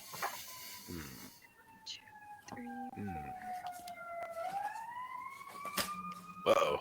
Uh-oh, something's going down. Okay. Something Oh, going down. sorry, it's me. Someone getting shot in Memphis. It's all. Unless It's unless I normal. can't count, Cowpool has 19 drops. Does that look about right? Oh yeah, if you're Empire Dust, you're always getting outdropped. That's just how life goes. Yeah. So what's interesting? I think it's like 13 to 19. Apophis, Cloak of Death, just fly in the middle of Kyle's army and just laugh as like 19 things take a wound, and now need boxcars to die at like any combat. Right. Yeah, just put your There's some interesting things like Shobit can definitely crack open, and even Apophis charging in can crack open those Mincer mob troops. Yeah. But then you have to deal with like 5 more charging you the next turn. I'm about to say, yeah, you can crack open one of them. Yeah. If you can. Like, At first I was curious what the Desert Swarm was about, but then I realized this is a cursory 60-point upgrade to the Soul Snare to make sure it never gets charged. Mhm. So Right. that's just going to sit in front of the screen. Which Soul Snare can do work, because if it gets a Mincer Mob in the side, there's still defense 4 big shield. So start wounding it on 3s, do a couple wounds. Wasn't there a fair amount of changes to Apophis and Idle Shobik in third? So Shobik basically just dropped 60 points and lost Ah, 1 heal and 1 crush. that's what it was. Apophis changed a bit. He got a lot more expensive. He got Cloak of Death, and he's 10 attacks on 3s now. Okay. But Gross. he comes with like Surge 8 and Drain Life 7 or something, and they're treated as elite. Dope. Both of them are very inspiring, so he's actually got good inspiring coverage. right. That's a lot of points though in 2. Yeah. He's got. It is. And He has high quality attacks, but I don't know if he has enough attacks. no, I think you're right. He's got high quality attacks, but not high quality targets. Yeah. Like, That's just like yeah. he needs volume and he doesn't have it. It'd So- be like honestly, Apophis and Idol of Shobik, that's like 650 points for his army. That is math, correct? Math. More math. Come on. Whoa. You Ashley guys just want me to be bringing good it. at math, okay? Like, but No, I think there aren't a lot of scenarios where Kyle doesn't have an advantage. Yeah. yeah, I think it'll just be because obviously Kyle's going to spread out because he just is able to, depending on the scenario. Yeah, and those If- mincer mobs are squares, so there's gonna be some wild like Good old 50 by 50. corkscrews. A lot of corkscrews. Oh, yeah. A lot of corkscrews going on. and he does like his corkscrews. And he knows what he's doing with this army because he's probably, even with this list, has probably at least had a billion games already with it. So, because he plays all the time. Yeah. So Yeah, he did pretty I'm well at going for- Indie Storm, I think. So yeah. Like I said, I'm going with my GT wife, Kyle, in this one. So, that's right. I said wife. mhm. So yeah, it's gonna go with him on that one. So I just can't find too many scenarios where Anthony's able to punch through enough to do it. But who knows? Kyle's always due for those one game every 20 or whatever. It's just like dumb stuff happens. So And like that's a good Empire of Dust list. Like I like it. There's not I a lot know. wrong with it. It's just right. Kyle's list is You Really never play. want. You don't want to see a lot of goblins just because they spread out so much. yeah. Right. You It's don't want to just- get outdropped really bad because he's just going to put trash down and be like, okay, hey, I get to Mhm. put my army down. Right. The things I don't like, I'm not sold on the Mummy Regiment Eternal Guard combo. Mhm. It's a lot of points for not a lot of effectiveness. Yeah, that Pharaoh is expensive. He is. Yeah. Granted, he's defense 6, and the Pharaoh himself can probably grind out a Mincer mob troop, but Mhm. I'm not a big fan of mummies in this edition without the broken elite vicious formation. I'd rather just leave him at home personally. But I think Kyle's just he can just overwhelm them because that's the thing with Empire Dust is you get around them and we don't have high quality of attacks or a high number of attacks or quality. You get to pick one. Mhm. And Well, yeah, it's like good defense 5 with like fearless, but no, like the nerve is still high teens, so you get flanked. That's not pretty. no, that's bueno. I mean, hell, I feel overwhelmed just looking at Kyle's list here and being like, what would I even do? I mean, you'll get overwhelmed looking at Kyle's short shorts too. So That's true. Accurate. Oh, I said nothing about being overwhelmed at that. Okay. Maybe that's it. At least you guess said there'd be that's- an appropriate amount of whelming. Yeah, you take your Okay. small comforts. You Yeah. get swarmed by goblins, but short shorts. So at least you get a view while you lose, right? exactly. Prove us wrong, Anthony. But But yeah, I'm going with pool too. Yeah. The pool party. Pool party. table 14, Chris Pelletier versus Bill Potter. So Chris is rocking Undead. Bill's got Kingdoms of Men. So Chris's list is 2 Wraith regiments. 1, 2, 3, 4, 5, 6, 7 zombie regiments. That is Not enough. rookie numbers. Rookie numbers. Yeah, Yeah. not enough. You had to bump those numbers up. 2 white hordes, 1 with fire oil, a gore blight, 3 balefire catapults, a Lich King with Shroud of the Saint and Heal, and Morgoth the Faceless. Dun dun dun. All right, and Bill's rocking some Kingdoms of Men at 24 unit strength. He has got 2 Spear Phalanx hordes with Indomitable Will and pikes. One's got Burst Strength, one's got Hammered Measured Force. He's got a Foot Guard horde with Sharpness, Indomitable Will, and 2 hand weapons. 2 Pole Arm Block regiments, 2 Shield Wall troops, a Mounted Sergeant troop, 2 generals on Winged Beast, 1 with Pipes of Terror, 1 with Dwarven Ale. He's got a Gigante, 2 wizards. One of them is Inspiring Talisman, Lightning Bolt 3 over Fireball, and Bane Chant. The other one is Shroud of the Saint, Heal 3, Bane Chant, and more Lightning Bolt. And he rounds it out with 2 cannons. See, first thing I see, Bill's doing it wrong. He doesn't have 3 giants. Wrong. So wrong. He doesn't have 3 cannons and 3 siege artillery either. Yeah. That's Well, I mean, the siege artillery is trash. You just got to bring 3 cannons, but Yeah. and then everything's gravy after that. But yes. Also, no Trickster shard on one of the generals on Winged Beast. yeah. No. I do 'Cause like that's the how you deal with Morgoth. Brew of Sharpness with 2-handed weapons on those foot guard. It's kind of awesome. What is that hit on? Are they the Hitting on 3/3? 2s. They- Oh, gross. Yeah, Gross. I kind of like that a lot. Hitting on 2, crushing 1, defensive With Bane 4, Chants. and he's got Bane Chant backing it up. So I feel like yeah. I don't even know if you needed to go with the 2-handed weapons if you've got enough Bane Chant, but Nah. If you full send it. Full send it. Full send. Mhm. I like the cut of his jib. Yeah, hits on 2s with CS2. Yes. Sign me up. yeah, never mind. That sounds dope. Do it. I know Chris, Yeah. he's got the Wraiths and Whites and a couple very mobile surge sources, so I think he's, and he knows what he's doing with Undead. And all Oh the- yeah, no, he definitely knows what he's doing with the undead. And the whites are good, but because a lot of it's in hordes, Yeah. and also realize those are hordes of pikes, so they're going to be -2. Yeah. So normally whites will be like licking their chops, but they look at this list and they start screaming in terror. Yeah. They're going to need flanks. It's like badly. But He does have a lot of chaff though too with the zombie Mhm. regiments. yeah, So I don't see that as much. Yeah. And then with the Gore Blight just doing his Cloak of Death things, also getting flanks with his 50 mil base. Right. well, I think what probably happens is the way it goes is Goreblight might be the only target you have with those cannons early game because That's you're going to hide the whites and nothing. Everything else is height 1. So Yeah, or he's got Counter Battery with 3 Balefire catapults too, so Bill fires are good. they're very, very good. I think this is an interesting matchup. It's a pretty elite Undead, even with the 7 regiments of zombies, but Well, I'm sure he knows Ray already, but if not, Chris, just let me know. I'll introduce you to Ray. He'll tell you how to properly zombie. yeah. So yeah. 7's definitely rookie numbers.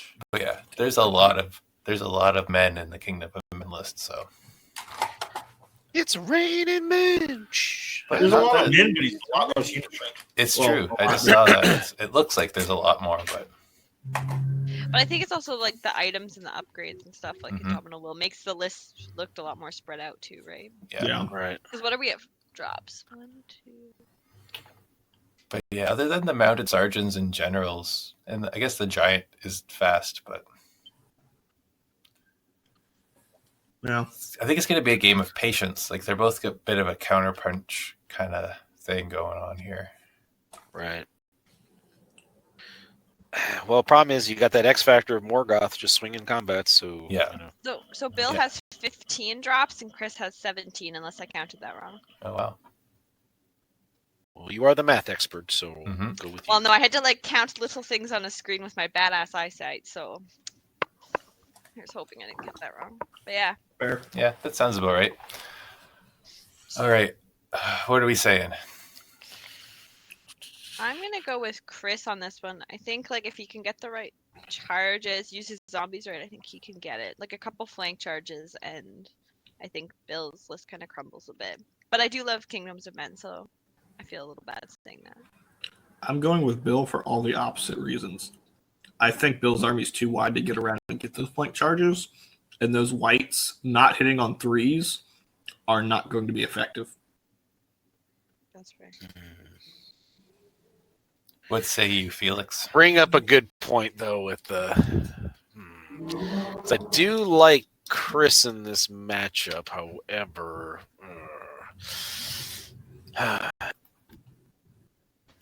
Let's see. Yeah, I think I'm just gonna go with Chris on this one, even though I really do like Bill's list. He's got a lot of tools. Mm-hmm. I just can't take out of that Morgoth X Factor. So go with Chris. Yep. All right. So we got 2-1 for Chris over Bill. Table 15. We got Alan Morrison versus Greg Anderson. It's a low unit strength pairing here. You got Abyssal Dwarves with 21 and Northern Alliance with 18. Is this our first Northern Alliance? Out Yeah. of the best of the rest, yes. We've had a Yes. couple of Varinger, but Yeah, this is the first straight up good guys, Northern Alliance. Yeah, it's just surprised it took us to table 15 to get there, you know. I'm not surprised. They might all be packed in the bottom. There's at least one more. Oh, yeah. Mm-mm-mm. All right. Who wants to read Alan's list? I shall read Alan's list. I shall do it. He has Abyssal Dwarves with a unit strength of 21.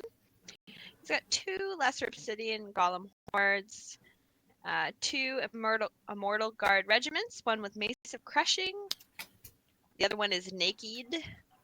He's got an Abyssal Grotesque Horde with Brew of Sharpness, Abyssal Half-Beat Regiment ×2, one with a Chalice of Wrath and one with Staying Stone. He's got an Ironcaster with Shroud of the Saint and Surge 8 to replace the Fireball. He's got Brachybarca, 3 Grog Mortars, and Basusu the Vial. He's got Susan, okay? Susan's here. The Susan, that bitch. But Susan. Basusan. Susan. All right. Greg Anderson bringing the Kings of the North, Northern Alliance. He's got a Human Clansman Horde with Han's Sanguinary Scripture, a Huskar Regiment with Chant of Hate, got a Frostfang Cavalry Horde with Brew of Haste to give it a sweet speed 8. Yeah.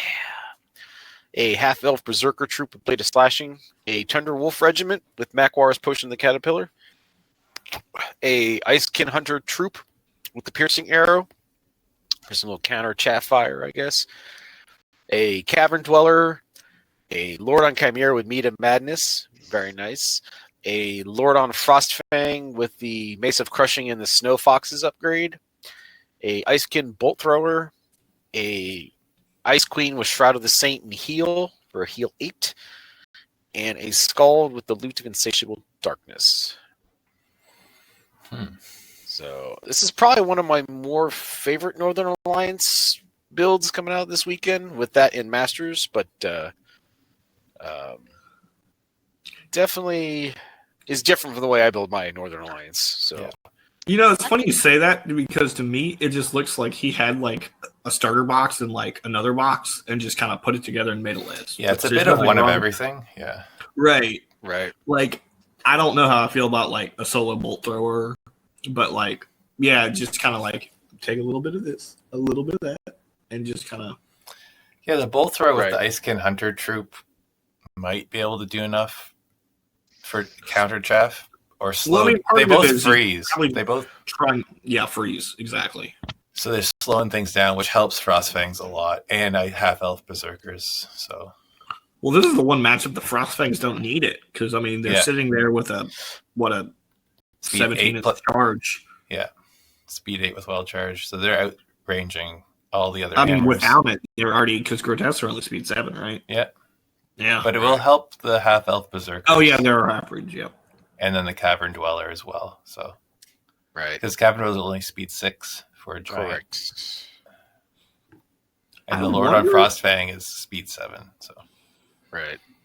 I think, yeah, I think I two would- sources of freezing is, I think, what you need if you're going to start, at least if you're going to try and take advantage of it. He's technically got 3, but Well, yeah, you're not using the Lord on Chimera for it. no, you have to get too close. Yeah, he's just you're not using it for that, but still technically 3. I mean, Yes, Yeah. point taken.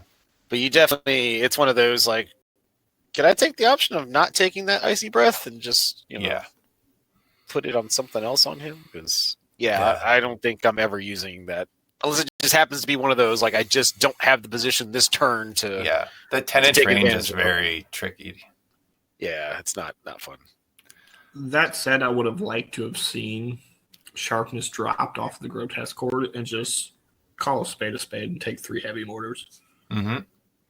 And like you could, Bracky Barker could just be a normal half breach amp as well. Yeah, the heavy Yeah, mortars. but the dread are, is nice and having the very inspiring. right. Right. You He's need probably 6. trying to keep the wing together to which you could spread out a bit more and still have that nice like coverage. I don't Yeah, I hate could Bracky in this list, but What's I can the see difference in the scraping 60 mortar? points together is a bit tricky, but Oh yeah. the difference in the mortars, I think, minus so they're only +1. I think it's the +2 and they end up shattering. yeah. Okay. I can check the. But I think they're 115. So Oh, so yeah, it would be 60 points to upgrade them all. They are 115, so yeah, it's a 20-point upgrade. So if you did drop Chalice of Wrath and Brew of Sharpness, you could do it. But yeah, it's like all your magic items for a little bit more punch. But I can see where he's going with it. Like you're just trying to get best of both worlds. And grotesques with sharpness are very, very nice. yeah, Right. I just wonder if you need the sharpness on the grotesque if you're going to run with the half breeds. I think you still do. Like the hitting on 4s is too variable. And as soon as you take a hindered charge, you're hitting on 5s, which is Yeah. the And you only got 18 attacks. I think you really got to. I think at least elite, but sharpness is so much better. Yeah, that's fair. I can concur with that. I think I don't know. It'll be interesting to see. I don't know. I think Greg might have it.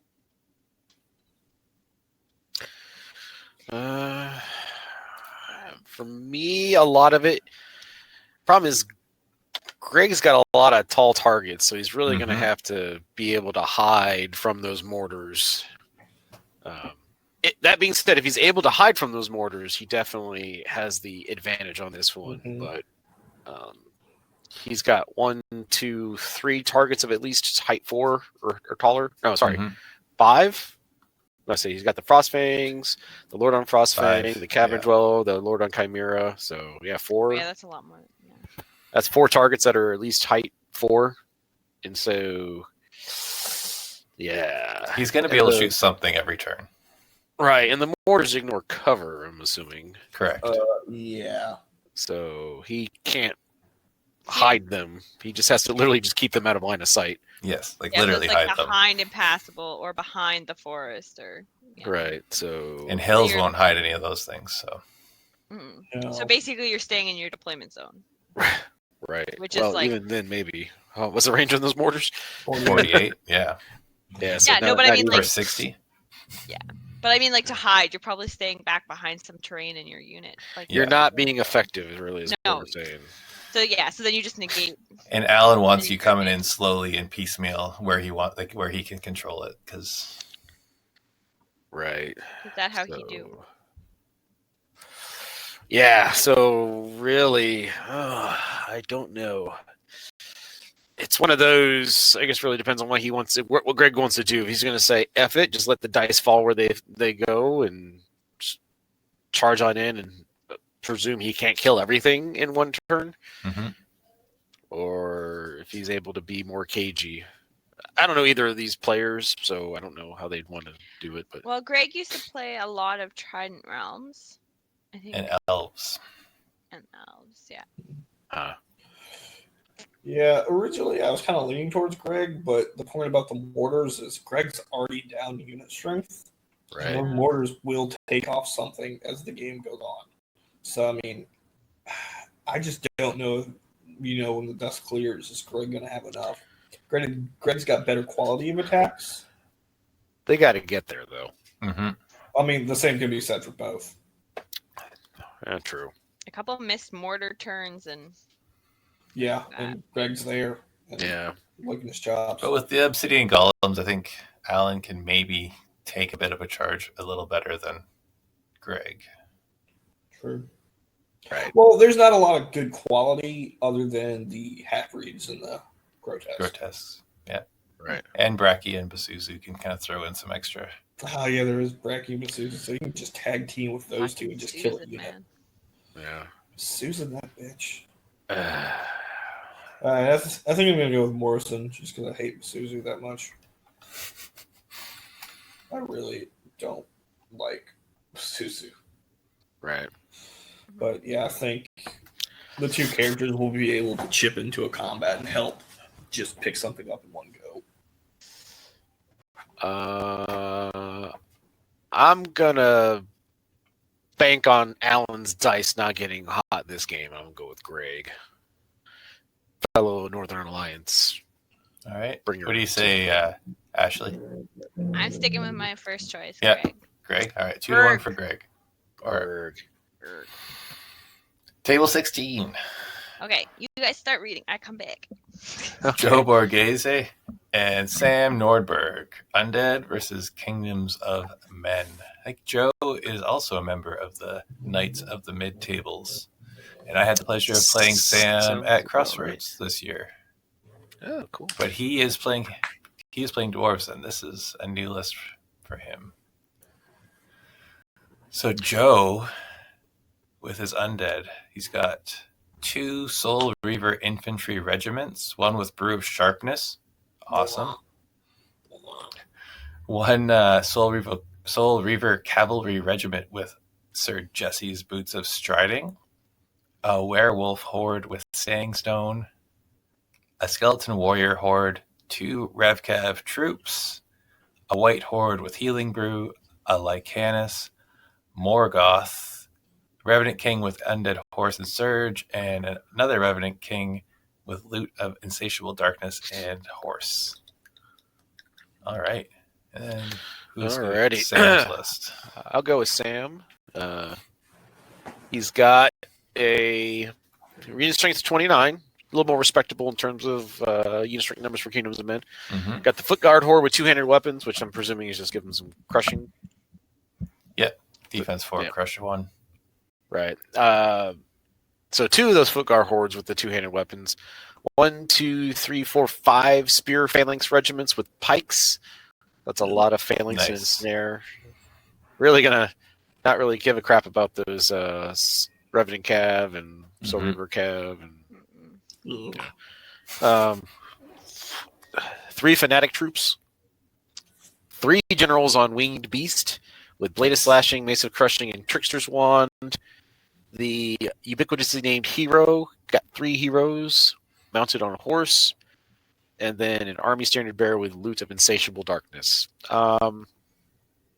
Like I had an idea what he was doing, and then like the heroes popped up, and I didn't quite kind of lost what was going on with the army. So Those heroes make great little chaff, though. Yeah, too. they're And super effective chaff.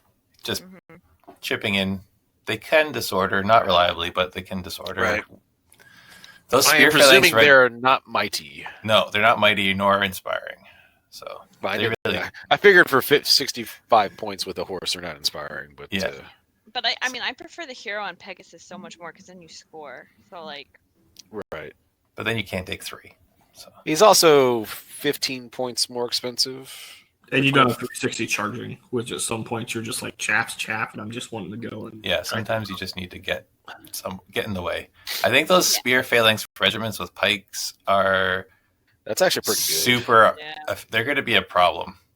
Just Right. you can't one shot them with anything. Like the Soul Reaver regiment can with the Brew Sharpness, but everything else is going to have trouble one shotting that. I think even the one without sharpness can, but you're right, everything else. Because the knights will be -2. The Rev Cap is just there, the chaff. The werewolves are. Yeah. Werewolves lose nimble too. Yeah, I guess you get, but a 5 twice is still a bit of a gamble with the Soul Reaver regiment without sharpness. So yeah. But no, I'm with you. I think he can just kind of checkerboard the map of phalanx regiments and throw them forward. And those foot guard hordes can take out a 15-17 regiment. oh yeah. Yeah, and then I mean he's got the 3 generals on winged beasts who are stupidly cheap for how good they are. Right. He uses them as like a sweepers. You take them in the flank of something, or just like all 3 at once in the front. You know, that's like it's a horde of, it's better than a Forsaken horde. Yeah. Yeah, this, if I was that undead player, this wouldn't be the list I'd want to see. And he has the Morgoth wand, anti-Morgoth wand. So yeah. Yeah, and I mean, like not in this matchup, but when you've got like a couple war machines and stuff, sometimes those heroes are nice just to like go hunting. Yeah. Yeah, I don't hate the undead list by any standard. No, it's a nice list. Like it does what undead does, or one of the things that undead does well. Like it hits hard, and it's got effective chaff. Yeah, I guess I just would have rather seen a BSB instead of that Revenant King if you're only just going to have someone to hold the loot. Mm-hmm. And then maybe pump points into making your warriors spearmen at that point or something else. That's fair. But he's like a great chaff piece. Like he's a -14, defense 5. Yeah. So. Well, my thing is, if you're keeping them with the loot, how far are you really extending them? Yeah. Well, it gives you that option, right? It does give you the option. I just think when you have those kind of support options, you tend to play things differently. That's true. And so I'm wondering if he'll be in a position to do Revenant King things if he's trying to keep him around for Bane Champ range. Yeah. Either go full support or go full, stabby and just call it a day. Too many options. But yeah, I think Sam's got this one in the bag. His list is just hard to get around. And if you have to go through the front of that list, it's not going to be pleasant. And Fanatics, don't sneeze on them either. Like, no. They hit out 3s with Crush 1, so they're legit. Yeah.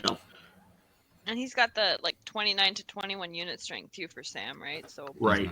He doesn't have to take much out of Joe to be like, ha ha ha. Yeah.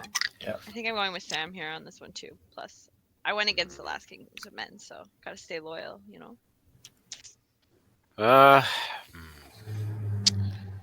I'm gonna go with Joe. I'm just thinking he can use those vampire units in and just start wrecking shit. So, yeah.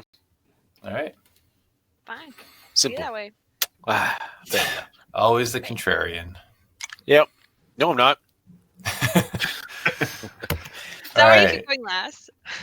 Table 17. You got some Maybe jackass with Ratkin versus Drew Casertino and his Varangur. Oh, look. Varangur. I can read that jackass list. All right. Fine. So we have Alex Kuss, the one and only, playing Ratkin with a unit strength of 26. He's got a Tunnel Runner regiment with Brew of Sharpness, 1, 2, 3 Warrior regiments, Shock Troop Horde with Potion of the Caterpillar and Plague Pots, Shock Troop Horde with Brew of Strength and Plague Pots. He's got a Wretch Horde, I don't know, something Demon Spawn of Dew. He's got Scat the bud. Scat in the butt. Scat the bud or scat in the butt, whichever. I heard scat in the butt. I was like, yep, that's where it comes from. You're right. Yep. He's got a mutant rat and friend, 2 brood mothers, a tangle, and 2 claw shot troops. Yeah. And don't forget the scut in the butt. All right, so Drew's racking some Varanger. Got 22 unit strength. Starting it off with 2 Frostbane Cav Hordes. He's got a Mesa Crushing on one, Pipes of Terror on the other. The Huskarl Regiment, a Mounted Sons of Corrigan Regiment with Potion of the Caterpillar and Guys of the Deceiver, which that's the stealth one. Draugr Regiment, a Fallen Horde, 2 Snow Fox Regiments, 2 Cavern Dwellieres, a Lord on a Frostbang with Snow Fox, and Magnilde de El Fallen.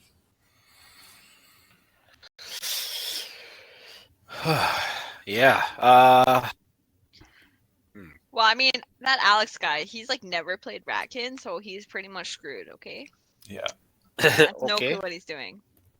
No clue. No clue. Yeah, I don't know. He's definitely the Varnger list. Definitely has speed, And punch. Yeah. and punch. Yeah, he's got that for days. Frostwing Cav, Huskarls, Mounted Sons of Corinth. I don't want any of that. No. Ugh. Right. Well, I mean, the Tunnel Runners are what, speed 8? Yes. And they're what, like D6 plus like 15 or something? 24 attacks on 3s with Crush 1, TC 1. So I also don't want any of that, please. Right. Yeah. And they're cheaper than the Frostfang. Yeah.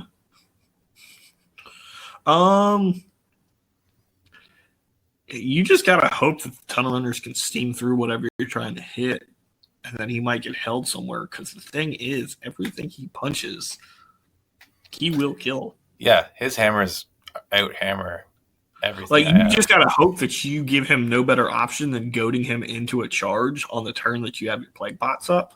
Yeah. And he can stick. If he can stick, then you can maybe start to do a little broodmother work. But ew. I'm sorry, man. No, it's gonna be a tough one. He's got a lot of stuff. He's got a lot of drops too for a Varangur list. Yeah.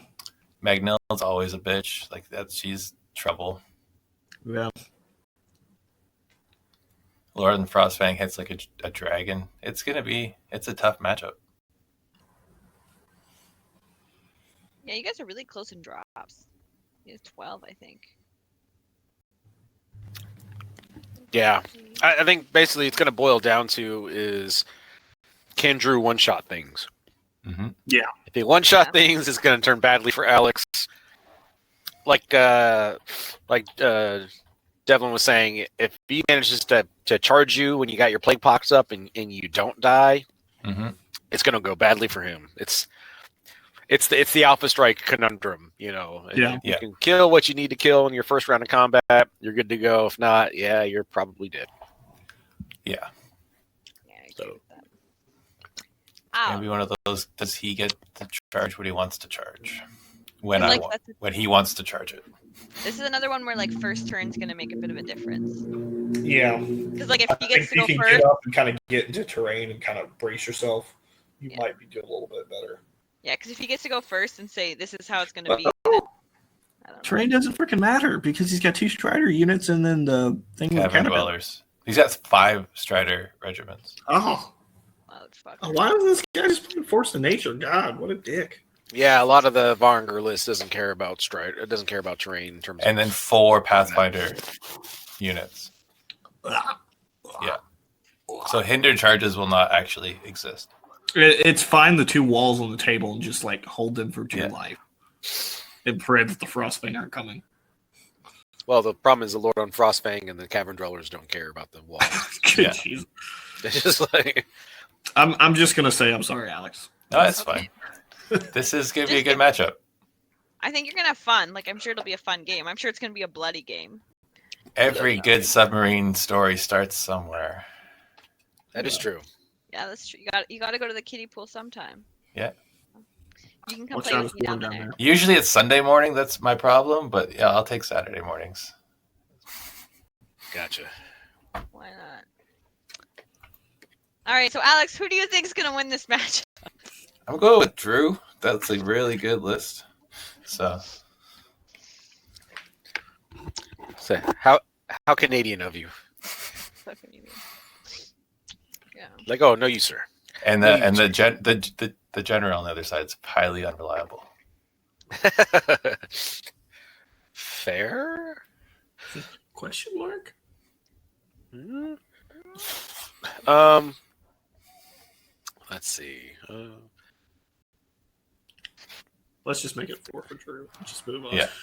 That's true. Okay, yeah. Continue. I mean, I do see some scenarios where the claw shot troops and stuff like that can take some stuff off, and Yeah, I don't think it's insurmountable for Alex by any No. means, but it's going to take a bit of luck, which, it's better to be lucky than good. Don't forget to take a shot of maple syrup before you leave on Yeah. Saturday, okay, Alex? I For luck. I'll bring a hip flask of maple syrup for superpowers. You'll be just fine. All right, so we got landslide for Drew. Moving on, table 18. We got Love you, Alex. Mike McCready versus Adam Ortil. Yeah, Mike's bringing his dwarves, and Adam's got Trident Realm. alrighty. I'll take Mike's. Is he the first McCready we've had so far? Yeah, this is the first of 2 McCreadys. Which is amazing because there's like a billion of them in the Hamilton, Ontario, Canada region. Yeah, why so, we didn't get 3? Yeah, well, Matt isn't coming, so he's the Oh, third. okay. Third. Gotcha. Then there's the fourth that doesn't play. So There's so many McCreadys. yeah, There's a family like that in like the Missouri area, the Westerholds. There's like 3 brothers and like children, so there's like 87 of them that show up to like that region of events. So Yeah, the Indianapolis, there's a family that has like 3 or 4 people. The Bradfords, I like to say, the same way. It's just like a ton of them at a GT. Like I just run through the entire family at a tournament. All right, go anyway with Mike. Got unit strength 23, starting off with a Bullworker Horde. 2 Brock Rider regiments, one with Blessing, the other one with Brew of Strength. 2 Iron Guard regiments, both with Throwing Mastiffs. 2 Sharpshooter troops. 2 Greater Earth Elementals. A Steel Juggernaut with Pipes of Terror. Okay. A Mastiff Hunting Pack. 2 Mastiff Hunting Pack regiments. A Berserker Lord. Blade of the Beast Slayer with Brock. So as they come out of the factory, yeah. a Stone Priest with Conjurer's Staff and Bane Chant 2, and then the Dwarf Army Standard Bearer with the Loot of Insatiable Darkness, also in what they come out of the factory with. And you got Adam with his Trident Realm list. He's got unit strength 21. It's got a River Guard Dambuster Horde with Brew of Sharpness. River Guard Dambuster Horde naked. 3 River Guard Tree Leaper regiments, 2 River Guard Tree Leaper troops, 2 Krakens, 2 Knuckers, a River Guard Sentinel with Trickster's Wand, and a Naiad Envoy with Bastion 2. I had the pleasure of playing against this list on Universal Battle like 2 weeks ago. It's very interesting, and I face off against Mike's dwarves quite frequently as well. And the Tree Leapers, those are the melee River Guard? wee. Yes. Got it. Ninja Frogs. How? Oh. Interesting. I'm like counting drop. So Adam's list it's all speed 7 or faster, and a lot of it flies and is nimble, so it's quite maneuverable. Yeah. Drops are pretty similar. It's like 13 to 15 or something like that. For And Mike. the only the Mastiffs will do a number on anything. But he's only got the 2 on the Iron Guard. Yeah, the sharpshooters and Steel Juggernaut can shoot a little too. So, But that Berserker Lord could counterplay the Knuckers pretty well. I am. Haha! Muted. Were you chewing? Is that why? I am chewing. Yeah, I see that. There's like potato chips over there, but I'm like, do I want to be a Mike Rossi and like chew into the microphone? So yeah, River Guard fast, dwarves slow. I think we're all. But also dwarves hardy. Dwarves. Oh yeah, trying to punch through that's not good. Has a lot of defense. Regiments only have like 12 attacks. Dam Busters only have 18. It's maneuverable, but he's gonna have to like get flanks to do real work. Because there's a lot of defense on Mike's side, right? He's got the Bulwarker Horde, which Yeah. is like defense 5 hard to get through. The Brock Rider's there to like give a little punch, and then the Earth Elementals. But he's got the 2 Greater Earth Elementals and the 2 Iron Guard regiments and the Steel Juggernaut. So that's what, 5 defense 6 drops? That's what I mean. So. Yeah, he's got a lot of like hardy shit.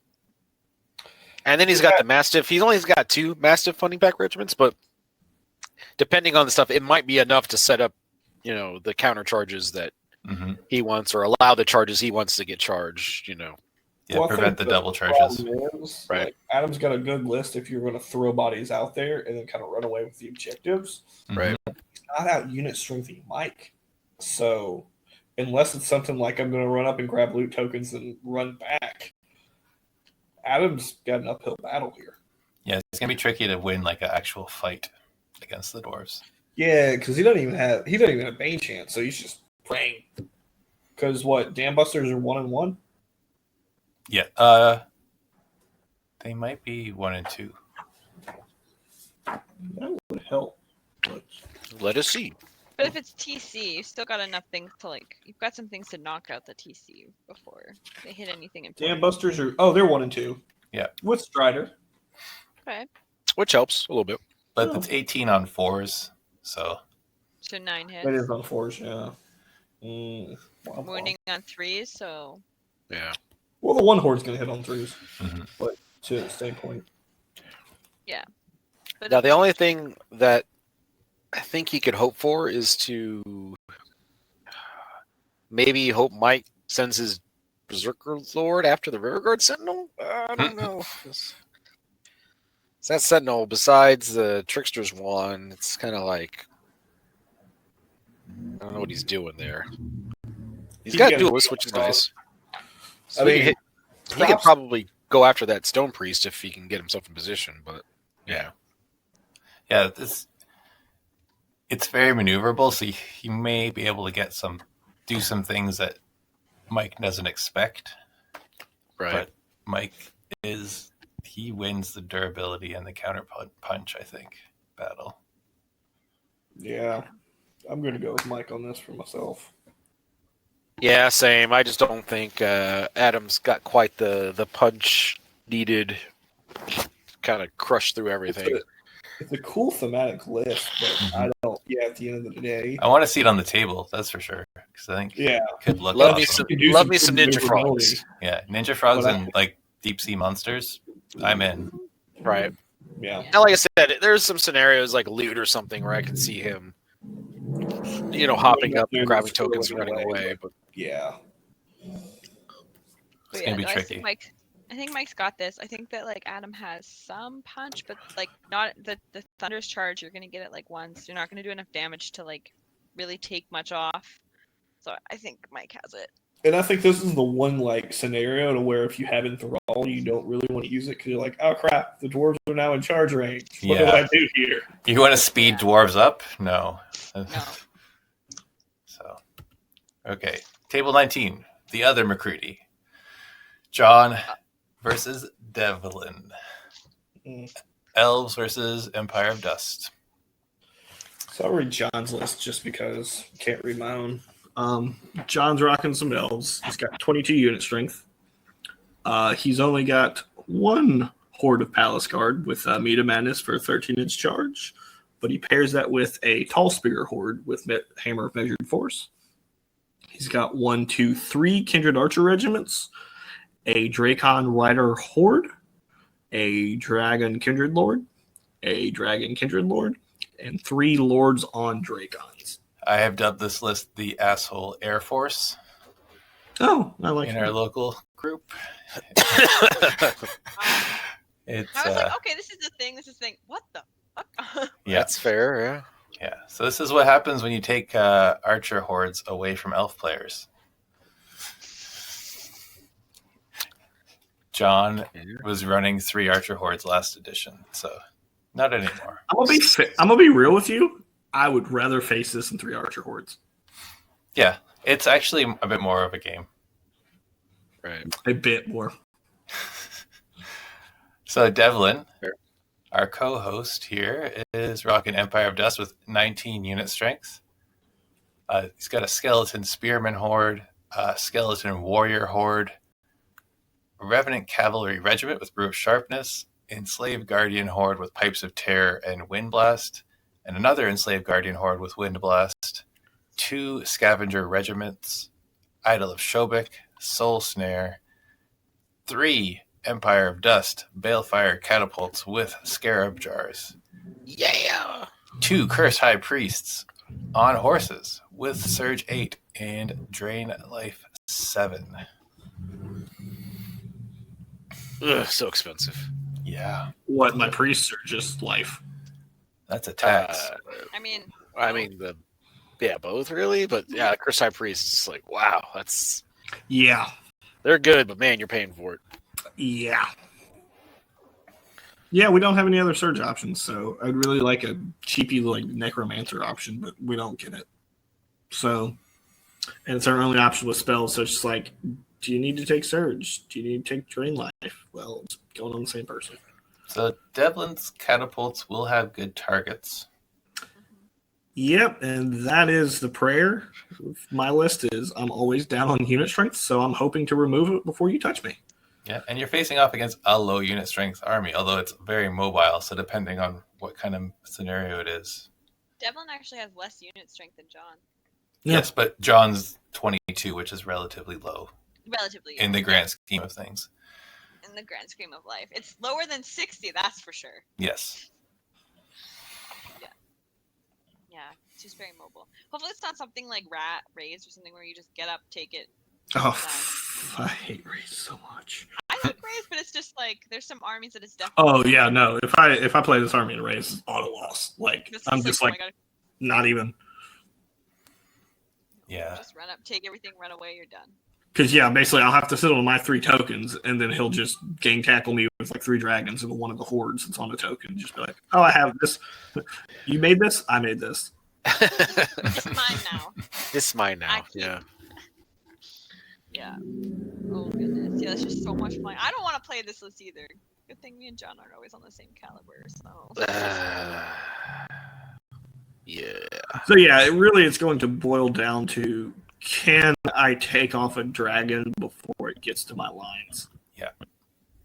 Pretty much. Yeah.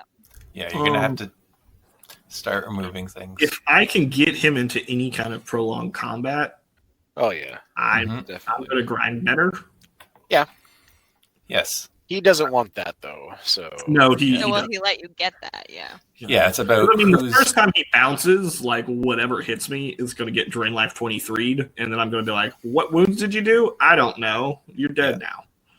So, can I space and pace good enough? Can Idol of Shobik tank us something?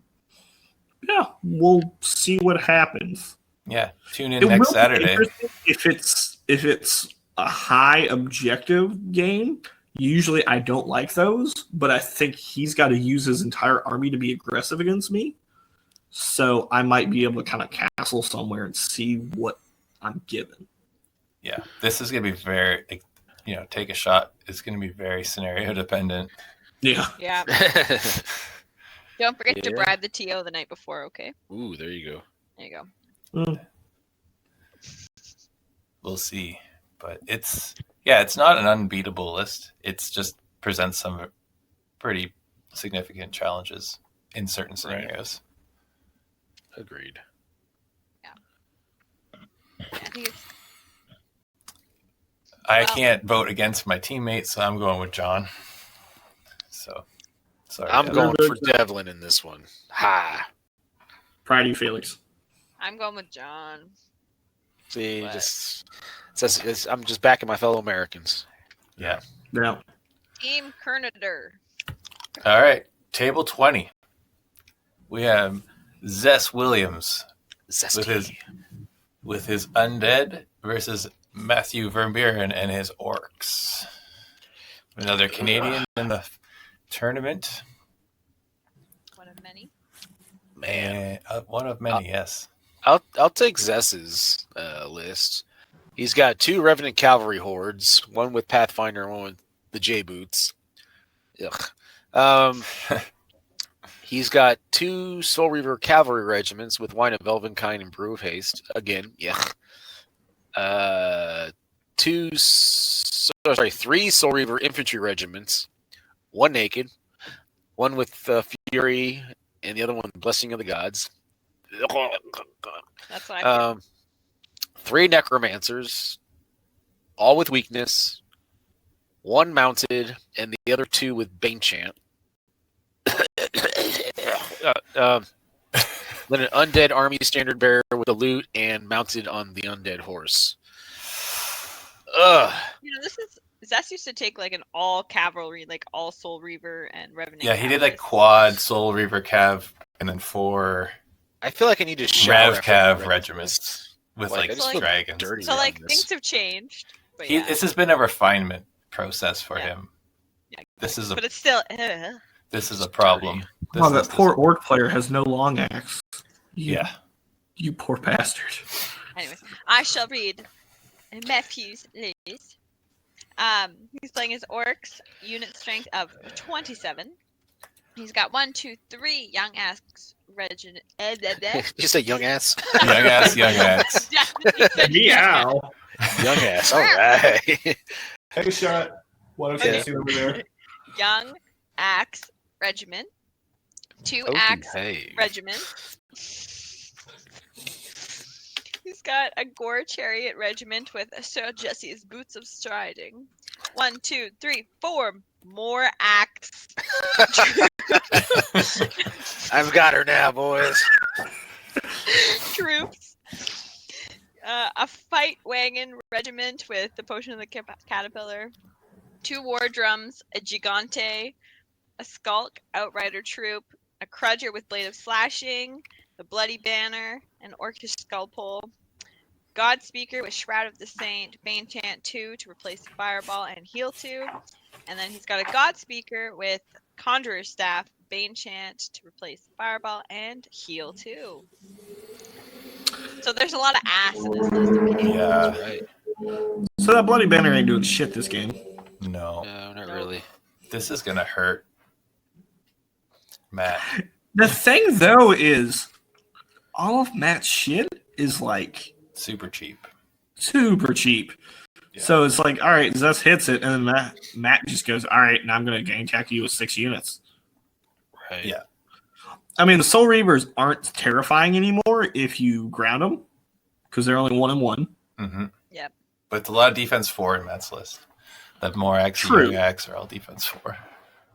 So really, it's going to be a matter of can Matt give that one Surround. sacrificial unit that, like, you know, all right, you're going to kill this thing, but then everything else is just going to absolutely murder that Yeah. 250 plus point unit. Yeah. Pretty And much. is that's going to take that bait. But here's And the our- other thing. With 3 It's- weaknesses, is he going to actually kill it Mm. in the countercharge?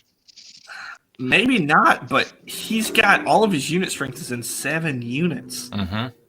Like Yes. objective games, Matt's just got to spread out, and like Zest just doesn't have the legs to Yeah. both chew through the troops and shit. If he And also loses get 2 or around 3 to it. units, it's going to be uphill in some scenarios for sure. Right. Yeah. Yeah. And those Revenant Hordes are huge. Yeah. No.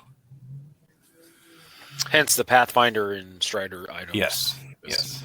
Right, Otherwise, those are it's like- anvils anyway. Like, sure, you get 1 decent charge, but you're still melee 4. Mm-hmm. I mean, they still got a lot of attacks hitting on 4s. So Yeah. 32. How many attacks? Yeah. 32 on 4s, Thunder 2. Yeah. Yeah. all right. So if they get that initial charge, they can actually put some damage onto something. But Again, but I look at Matt's list and I go, okay, they're troops and regiments. As long as you didn't hit the fight wagon or the gore chariots. What is he going to get? Like, what is he going to let die first? Like, it's going to be. He's going to kill 3 young axe regiments, and then I mean, then what? Matt's been playing a lot on Universal Battle from what I've been able to see. So, and he's been playing orcs for quite a while. So right, yeah, I remember him 2 years ago at War Kings GT. Yep, bringing orcs. So yeah, he's been playing them for a while. So that's. I mean, that being said, I just don't know. Those Revenant Cav hordes are such good anvils. He's got so many blenders he's bringing to the table that I don't. I'm just. Ugh. It really just, like I said, it all depends on what Matt's able to set up. Yeah. If he can set things correctly, then he's going to win this one. But if not, just the Zess Williams blender machine. It's going to be just green and red powder all over the place. What drugs we do? Never mind. I think Matt's got it. I think if Matt, it's gonna be really close either way though. Like I don't think one of them's just gonna like. I think if Zess gets the right charges, it could turn into a bloodbath very quickly.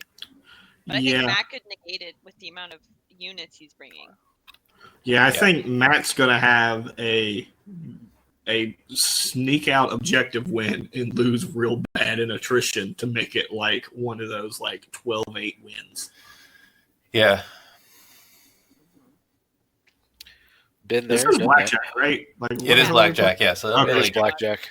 I love blackjack. Makes everything. Yeah, it's gonna be you gambling addict. 12-9 at the end. Right. Yeah. Math works better that way. Yep. Mathing. Math is hard. I think Matt can pull it off, but just it won't be a big win. No, I think he'll sneak out an objective and then lose very bad on attrition to bring it down from 14. It's going to be very messy. Very messy. Yeah. Right. And it's going to be like a turn 6-7 kind of thing. All right. It's 2-1 for Matt. Moving on. Home stretch. Woo. Table 21. We have the Nice Guy Bowl. All right, Castro and the Northern Alliance. Disclosure on this list: I was highly intoxicated when I submitted the list, so don't make excuses for your. I'm pre-making excuses. Hence, I'm like painting all this crap while we're doing it because I was like, I'm going to do a unit I don't even have right now. Send it. How is that any different than your normal state of mind? It's not convenient excuses on broadcasts. Fair. Okay. So we have Felix Castro and his freshly painted Northern Alliance against Steve MacArthur and his Ogres. Ogres. Yes. So I'll read Felix's list. He's going to have, hopefully, one horde of ice naiads with pipes of terror. That's what I'm working on right now. He furiously paints them. One Frostfang cavalry horde with brew of sharpness. 2 ice elemental hordes, 3 dwarf clansmen regiments, Hrim, legendary ice giant, a Thane on Frostfang with blade of slashing and Snowfox, an ice blade with wings of honey maze, and a Snowfox for that crazy 23-inch charge. 21 to 23. Yeah. Scald with loot of insatiable darkness, an Ice Queen with Shroud of the Saint, heal and surge, and another Ice Queen with surge and heal 5. So is that heal 13 total? Heal 13 total, correct. Yeah. All right, I can read Steve's. So Steve's walking up with some ogres. He's got unit strength 22. He starts it off with a horde of boomers. He's got only one horde of siege breakers. I feel like he's really selling himself short here. But they've got Liliana's tier. One Berserker Brave horde with Brave Haste. A Warrior Chariot regiment with Staying Stone.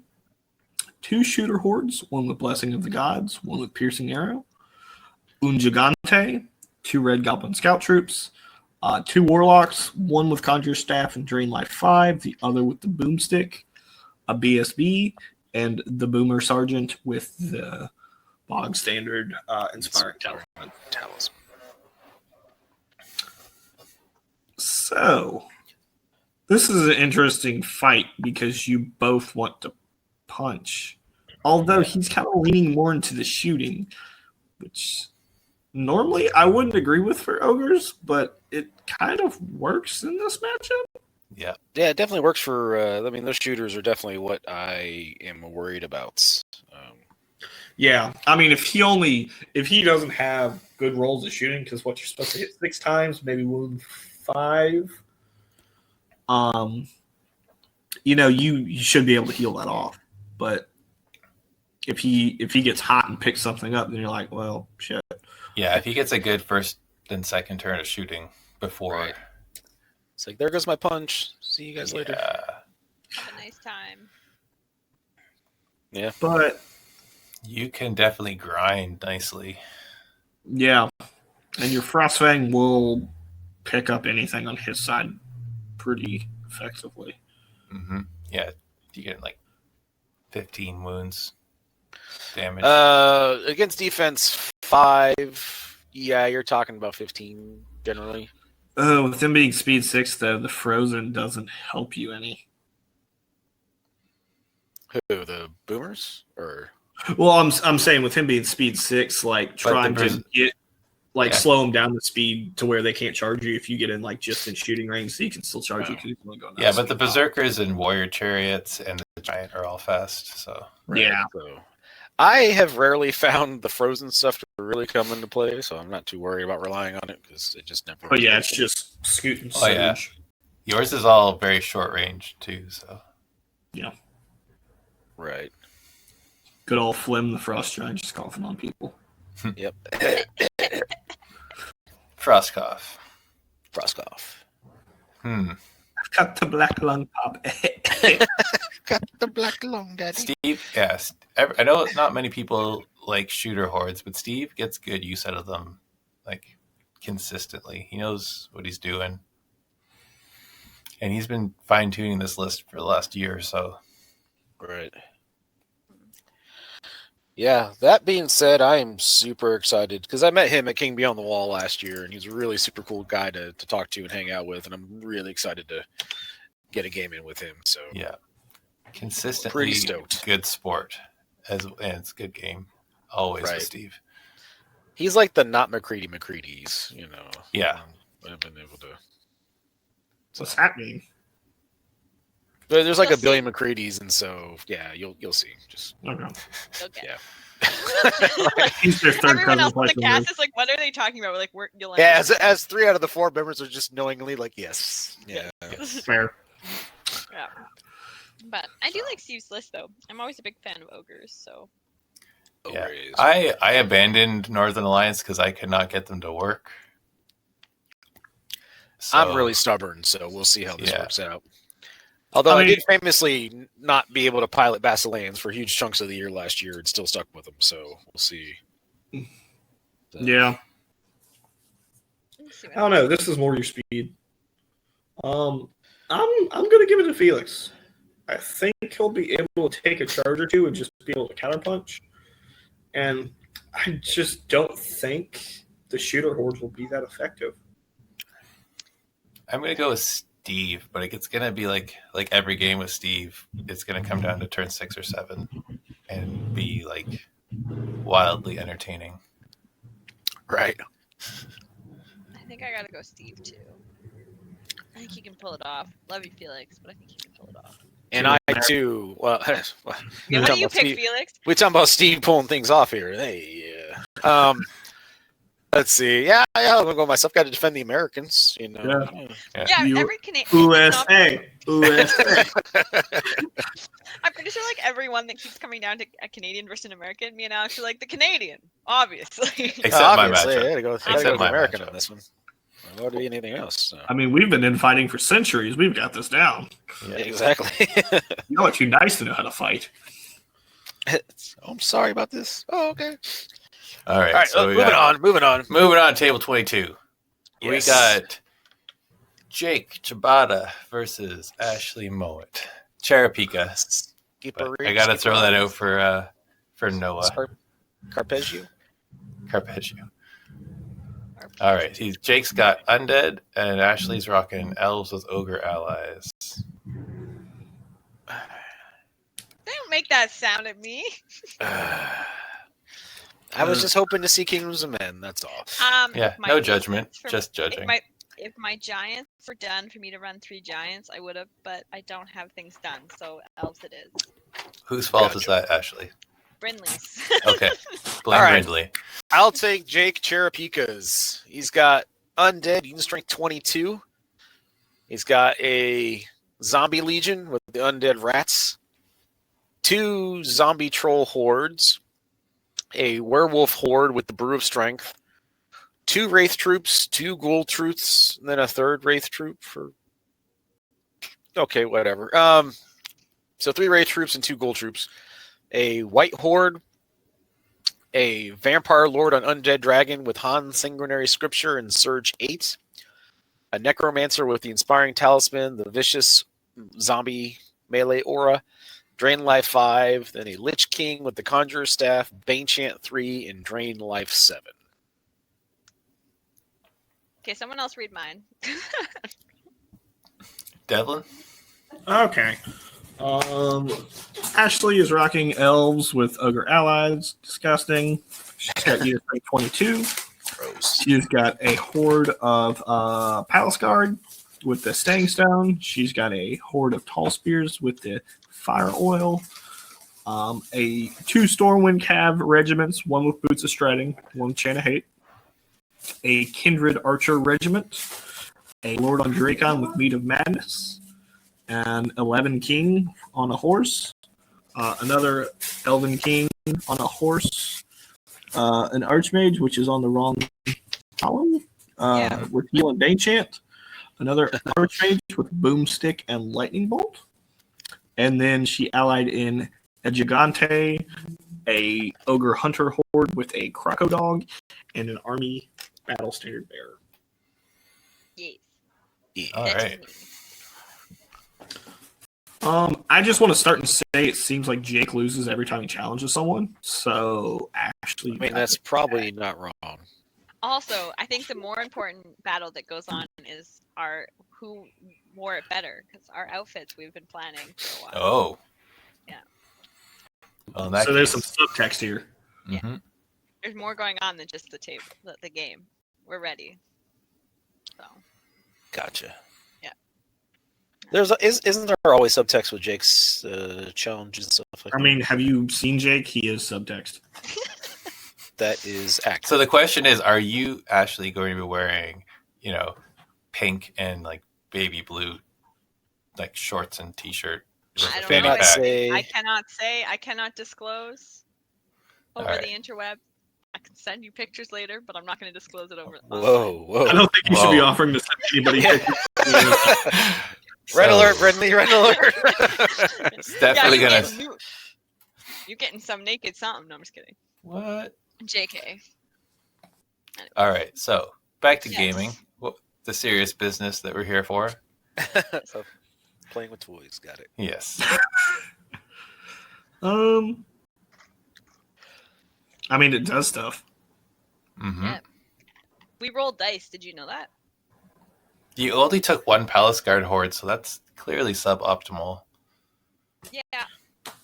Good job, Brindley. Apparently, I don't have enough infantry. I mean, that's a thing. The Elven Kings, I guess they don't have the battle cats. I was going to say they could hunt down that Lich King, but... Good God, that Dragon Lord has life leech 3. Yes. That's I had to double check. I couldn't remember if life leech was capped at 2 or 3. They changed it to capped at 3 now, so yeah. Okay. Dumb. Yeah, it's a tank. But everything else kind of hits on... I guess the werewolves hit on 3, but it's a lot of hitting on 4s.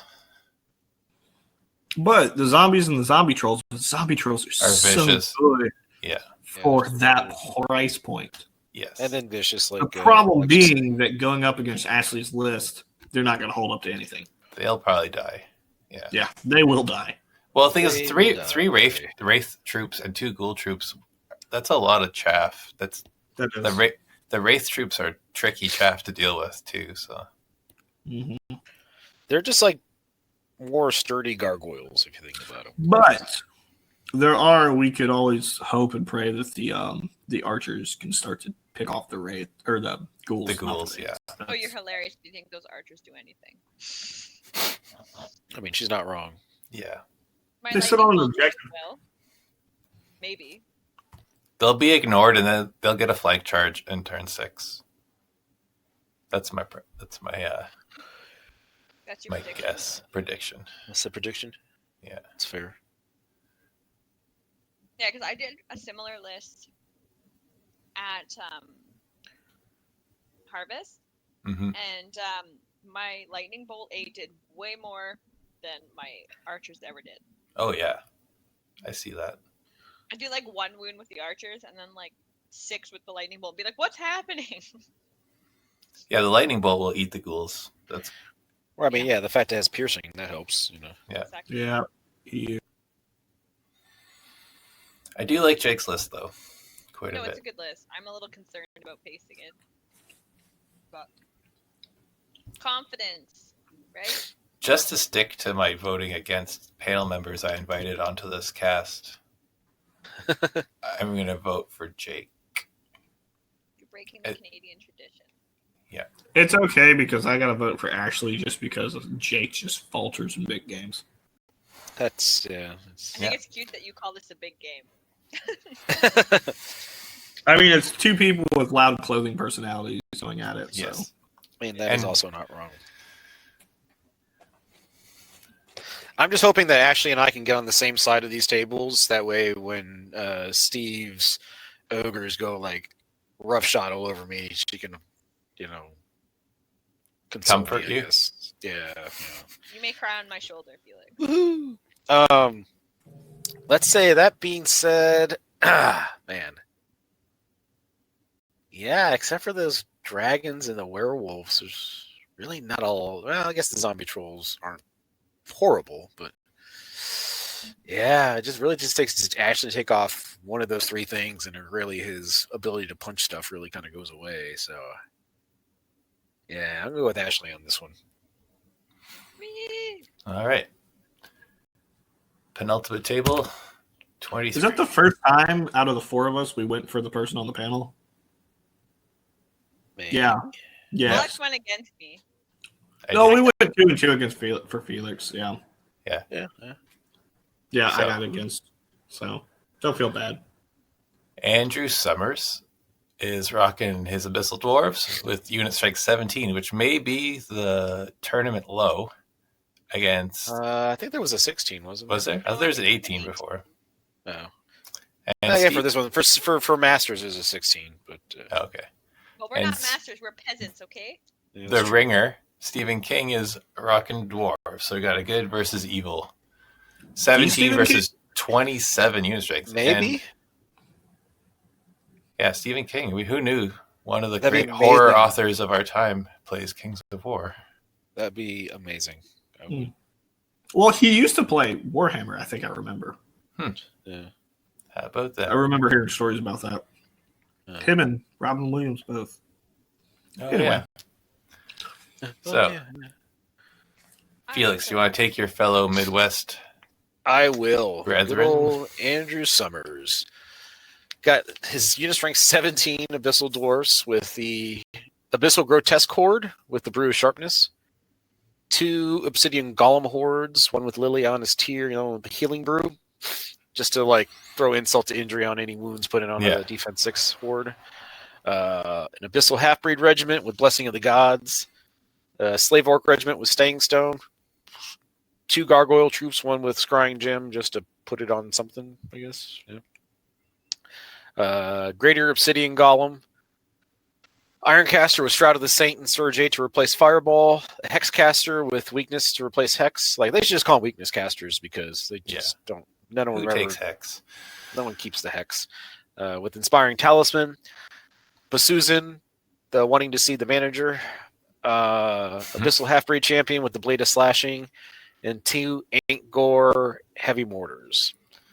All right, Stephen King is rocking dwarves with 27 unit strength. He's got an Ironclad Horde with the Hammer of Measured Force and Throwing Mastiffs. He has 4 Shieldbreaker regiments, all with Throwing Mastiffs, 2 Brock Berserker Rider regiments, with one with Caterpillar and one with Sir Jesse's Boots, 3 Sharpshooter troops, a Steel Juggernaut with loot, another Steel Juggernaut naked, 3 Iron Belcher cannons, and a Dwarf Lord with Wings of Honey Maze. Oof.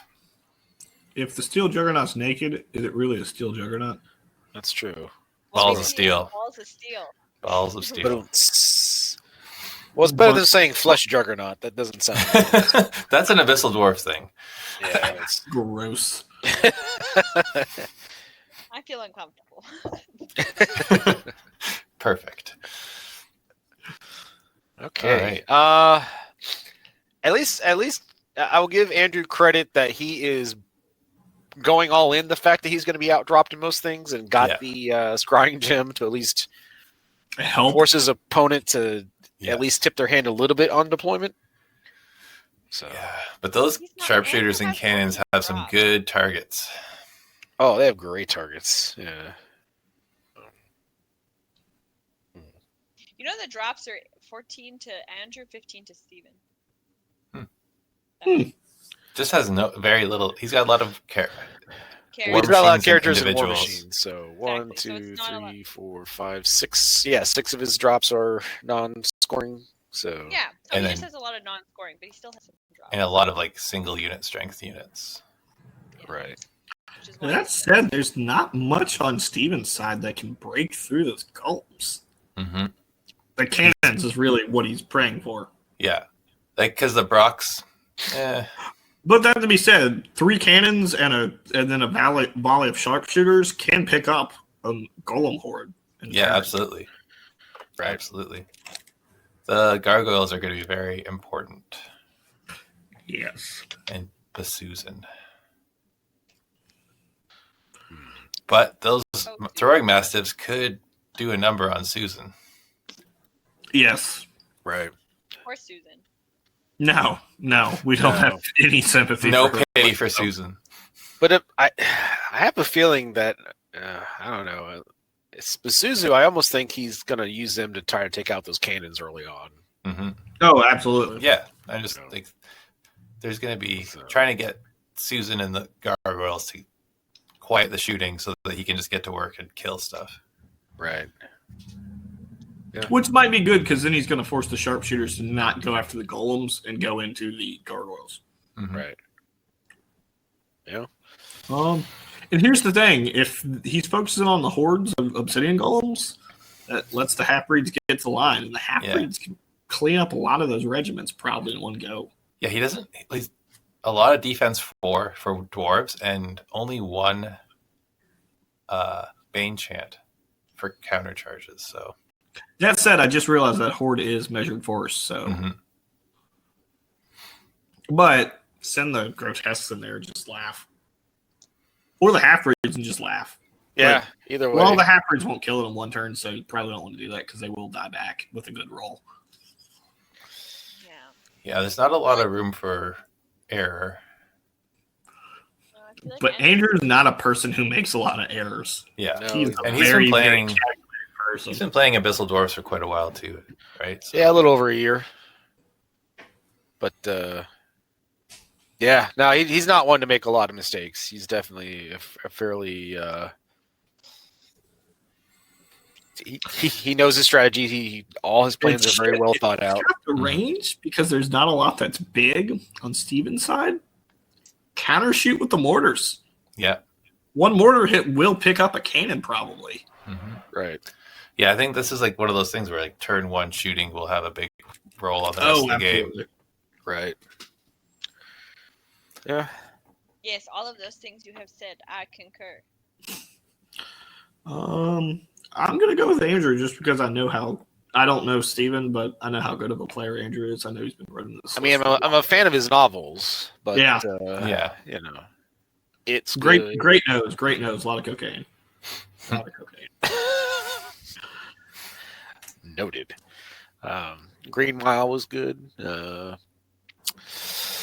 Gosh. Well, maybe if all the throwing mastiffs are Cujo, I'm giving him like a high five. and a Right, drink. yeah, that'd be amazing. I mean, I feel like you need to do that with a name like Stephen King. You gotta roll with it, right? I don't know. I think like if Andrew loses like just a few units, he has like no unit strength. yeah, he's facing an uphill battle in this one. Yeah. Because, like I said, Stephen King has so much more redundancy in terms of unit strength. Like Ashley said, Andrew loses one of those Abyssal Golem hordes, and he's down to unit strength 14 now. Mhm. You know, If he loses both hordes, it's just like oof. Now you're at 11. But yeah, you're down to 11 unit strength. It's just What's the nerve on sharpshooters? 10, 12? 10, 12. I like to say, yeah. Shit. Throw weakness on those early games because what else is going to do? And just start plinking wounds that way. Yeah. Well, yeah, Andrew definitely has a lot of strategies that he can use.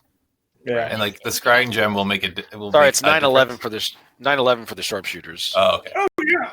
Well, Never forget. All right. So what are we saying? Somebody brought We got one for Andrew. What else? Team Summers. Gosh, I mean, I'm gonna have to root for my buddy, even though there's no real logical reason to. We're up against that much unit strength. I don't have a logical reason for it, but you know what? If there's a man that can smile and be happy and gregarious, yet in his head know 3 ways to kill you, it's Andrew Summers. So There you go. No. What do you say, Ashley? I say to Mr. King Okay, because I won't let I like Andrew, but I don't know if it should be a landslide. that's fair. It's a nice list. I think Right. it's a cool list. I think it'll be. it is a very cool list. Yeah, the double steel juggernauts in there. I think it's got a lot of tools. Yep. Table 14 or 24. Oh God! Oh shit! It's all starting all over again. Just gone back in time. All right, we have the one, the only K2 Kenneth Heisler, the second, against Ren Moyer. So K2's obviously rocking orcs. Ren has Empire of Dust. I can take my arch nemesis K2's list. All right. All right. So Mr. K2 has his orcs with unit strength 22. Got a long axe horde with staying stone. Gore Chariot Legion with Sir Jesse Boots of Strud. A Gore Chariot Legion with the Potion of the Caterpillar. Morax Regiment times 2. One with Blessing of the Gods. One is got Chant of Hate. 2 Morax troops. A Gigante, a War Drum. A Crusher with Blade of Slashing on a Gore. A God Speaker times 2. One's got the Inspiring Talisman. One's got Bane Chant to replace the Fireball and heal. And one has Shroud of the Saint with the Bane Chant and the heal. 2. And then he's got Gagmac. Skullface himself. Skullface making his appearance. All right, so I'll read Ren's. He's rocking Empire Dust with 20 unit strength. He starts it off with a Remnant Horde with a Staying Stone, so it goes from dash 24 to staying dash 24. He's so cocky he doesn't use 5 points. He's got 2 Enslaved Guardian Hordes, both with Caskets of the Damned. He has got 2 Mummy Regiments. One has Blessing of the Gods and Casket of the Damned. The Idol of Shobik, a Revenant King on Great Undead Flying Worm with a Plague Breath and Surge 8. Unbone Gigante, the Monolith. 2 Catapults with Scarab Jars, so they have Shattering. And then a Cursed High Priest with Surge and a Horse. Yeah, I wonder if he did he get the memo about Staying Stone not really helping against. Yeah, it's probably a misreading of the item. Yeah. He wanted them to stay dash 25 like they used to be, and he's just sad about it. Mm-hmm. Yeah. Or no, they're always dash 24. I don't know math. Well, I mean, if you did the staying stone, quote unquote, if you misinterpret the reading, then it would go to 25. But it's pretty much. I thought that was like a early Clash of Kings 18 thing that we all sort of figured out. But Yeah, not Well, I think everyone it lives on literally says Facebook. wager value in it. I think like it calls that out. is true, Alex. That is true. Yeah, not everyone's life revolves around fanatics. What? It shouldn't, but it's also very good drama for no particular reason. Yeah. Yeah. So Yeah, +1 to its speaking- wavering stat value. okay, they clarified the wording for third edition for sure. Right. But, speaking of blenders, K2's list. K2. Jesus. Oh, he gonna. This is all the Morax stuff. Yeah. Yeah, I mean, and K2 chariots. knows. Chariots and knows. Morax and long axe. More for Crush 1? Yes. The regiments have 20 attacks and the troops have 15. And there's no real heal on the EOD side. Yeah. You've got Iron Resolve aura from Shobik, but Yeah, those wounds are gonna stick. I mean you've got regional mummies, but And yeah, life leech, but it's not. mummies won't punch hard enough back to. Right. He can shoot through things with the enslaved guardian hordes, but the Revenant horde now being Crush 1 D4. Yeah, eh? that's squishy. Yeah, Yeah, it's super squishy. it's still on force. Ugh. Yeah, almost would rather have had like Liliana's Tear or something on that Revenant horde. Right, Mhm. right. Just to, Healing brew, Shit. know. I mean, would be in Fire. this list. fire oil, anything. yeah. Yeah. Yeah, I just. I mean, that being said, like anything against Empire Dust, if you're unable to pop that unit, You're getting you're flanked. just going to get. But I don't even flanked feel out. that way. Like, I feel like K2's list grinds better because it's all crushed. Right. What does he have? And I'm it's just Three? saying that, like, if it, attacks, better quality attacks. Shobik has surge, right? No, Shobik No. can be Oh, surged. can be surge. But he right? is shambling. His So he surges has- would be on the The worm. The monolith has a 24-inch bubble of not Oh. being disordered. is it 5 or 3 he's got for the monolith? Monolith is 8. 8. Okay, So he's got surge 3 24. surge 8. That's pretty good. Yeah. Right. But my problem with the surge on the Revenant King is half the time with how great my attacks are, I'd probably rather just be charging with the Revenant King. Right. Mm-hmm. That's right. Unless I can get a flank. I mean, Yeah. Yeah. I feel like. Yeah, I mean, like the other thing though is like K2 knows this list so well. He's been playing it so long, and also if I can't beat K2, no one's allowed to beat K2. Then there's my logic. I've also had problems finding Empire Dust lists I like. And Right. I'm looking at this one, and this is not one I like. Sorry, man. On the bright side, Fair. K2 won Best Sports at King Beyond the Wall, so it will be a fun game. That is accurate. Because he tied with me and then beat me in our matchup. Yes, he's a wonderful opponent. He's Oh, amazing. there you go. It's just he always beats me. Always. Always. Fair. He beat me that tournament too, so hey. Oh, it's more because it's like it's always something ridiculous too. Like Well, I I mean, love that it is the New England War King, so it's Yeah. not ridiculous. Skull King himself. Or Skull it is Face. Skull guys. King. Yeah. I mean, it is. Skullface. I also Yeah. he's amazing. He's a great. All he does is kill stuff. Yeah. Yep. So what are we saying? Final table. What's the tally? K2. K2. I'm gonna go with Ren. There you go. That's enough out of you, Felix. Ah.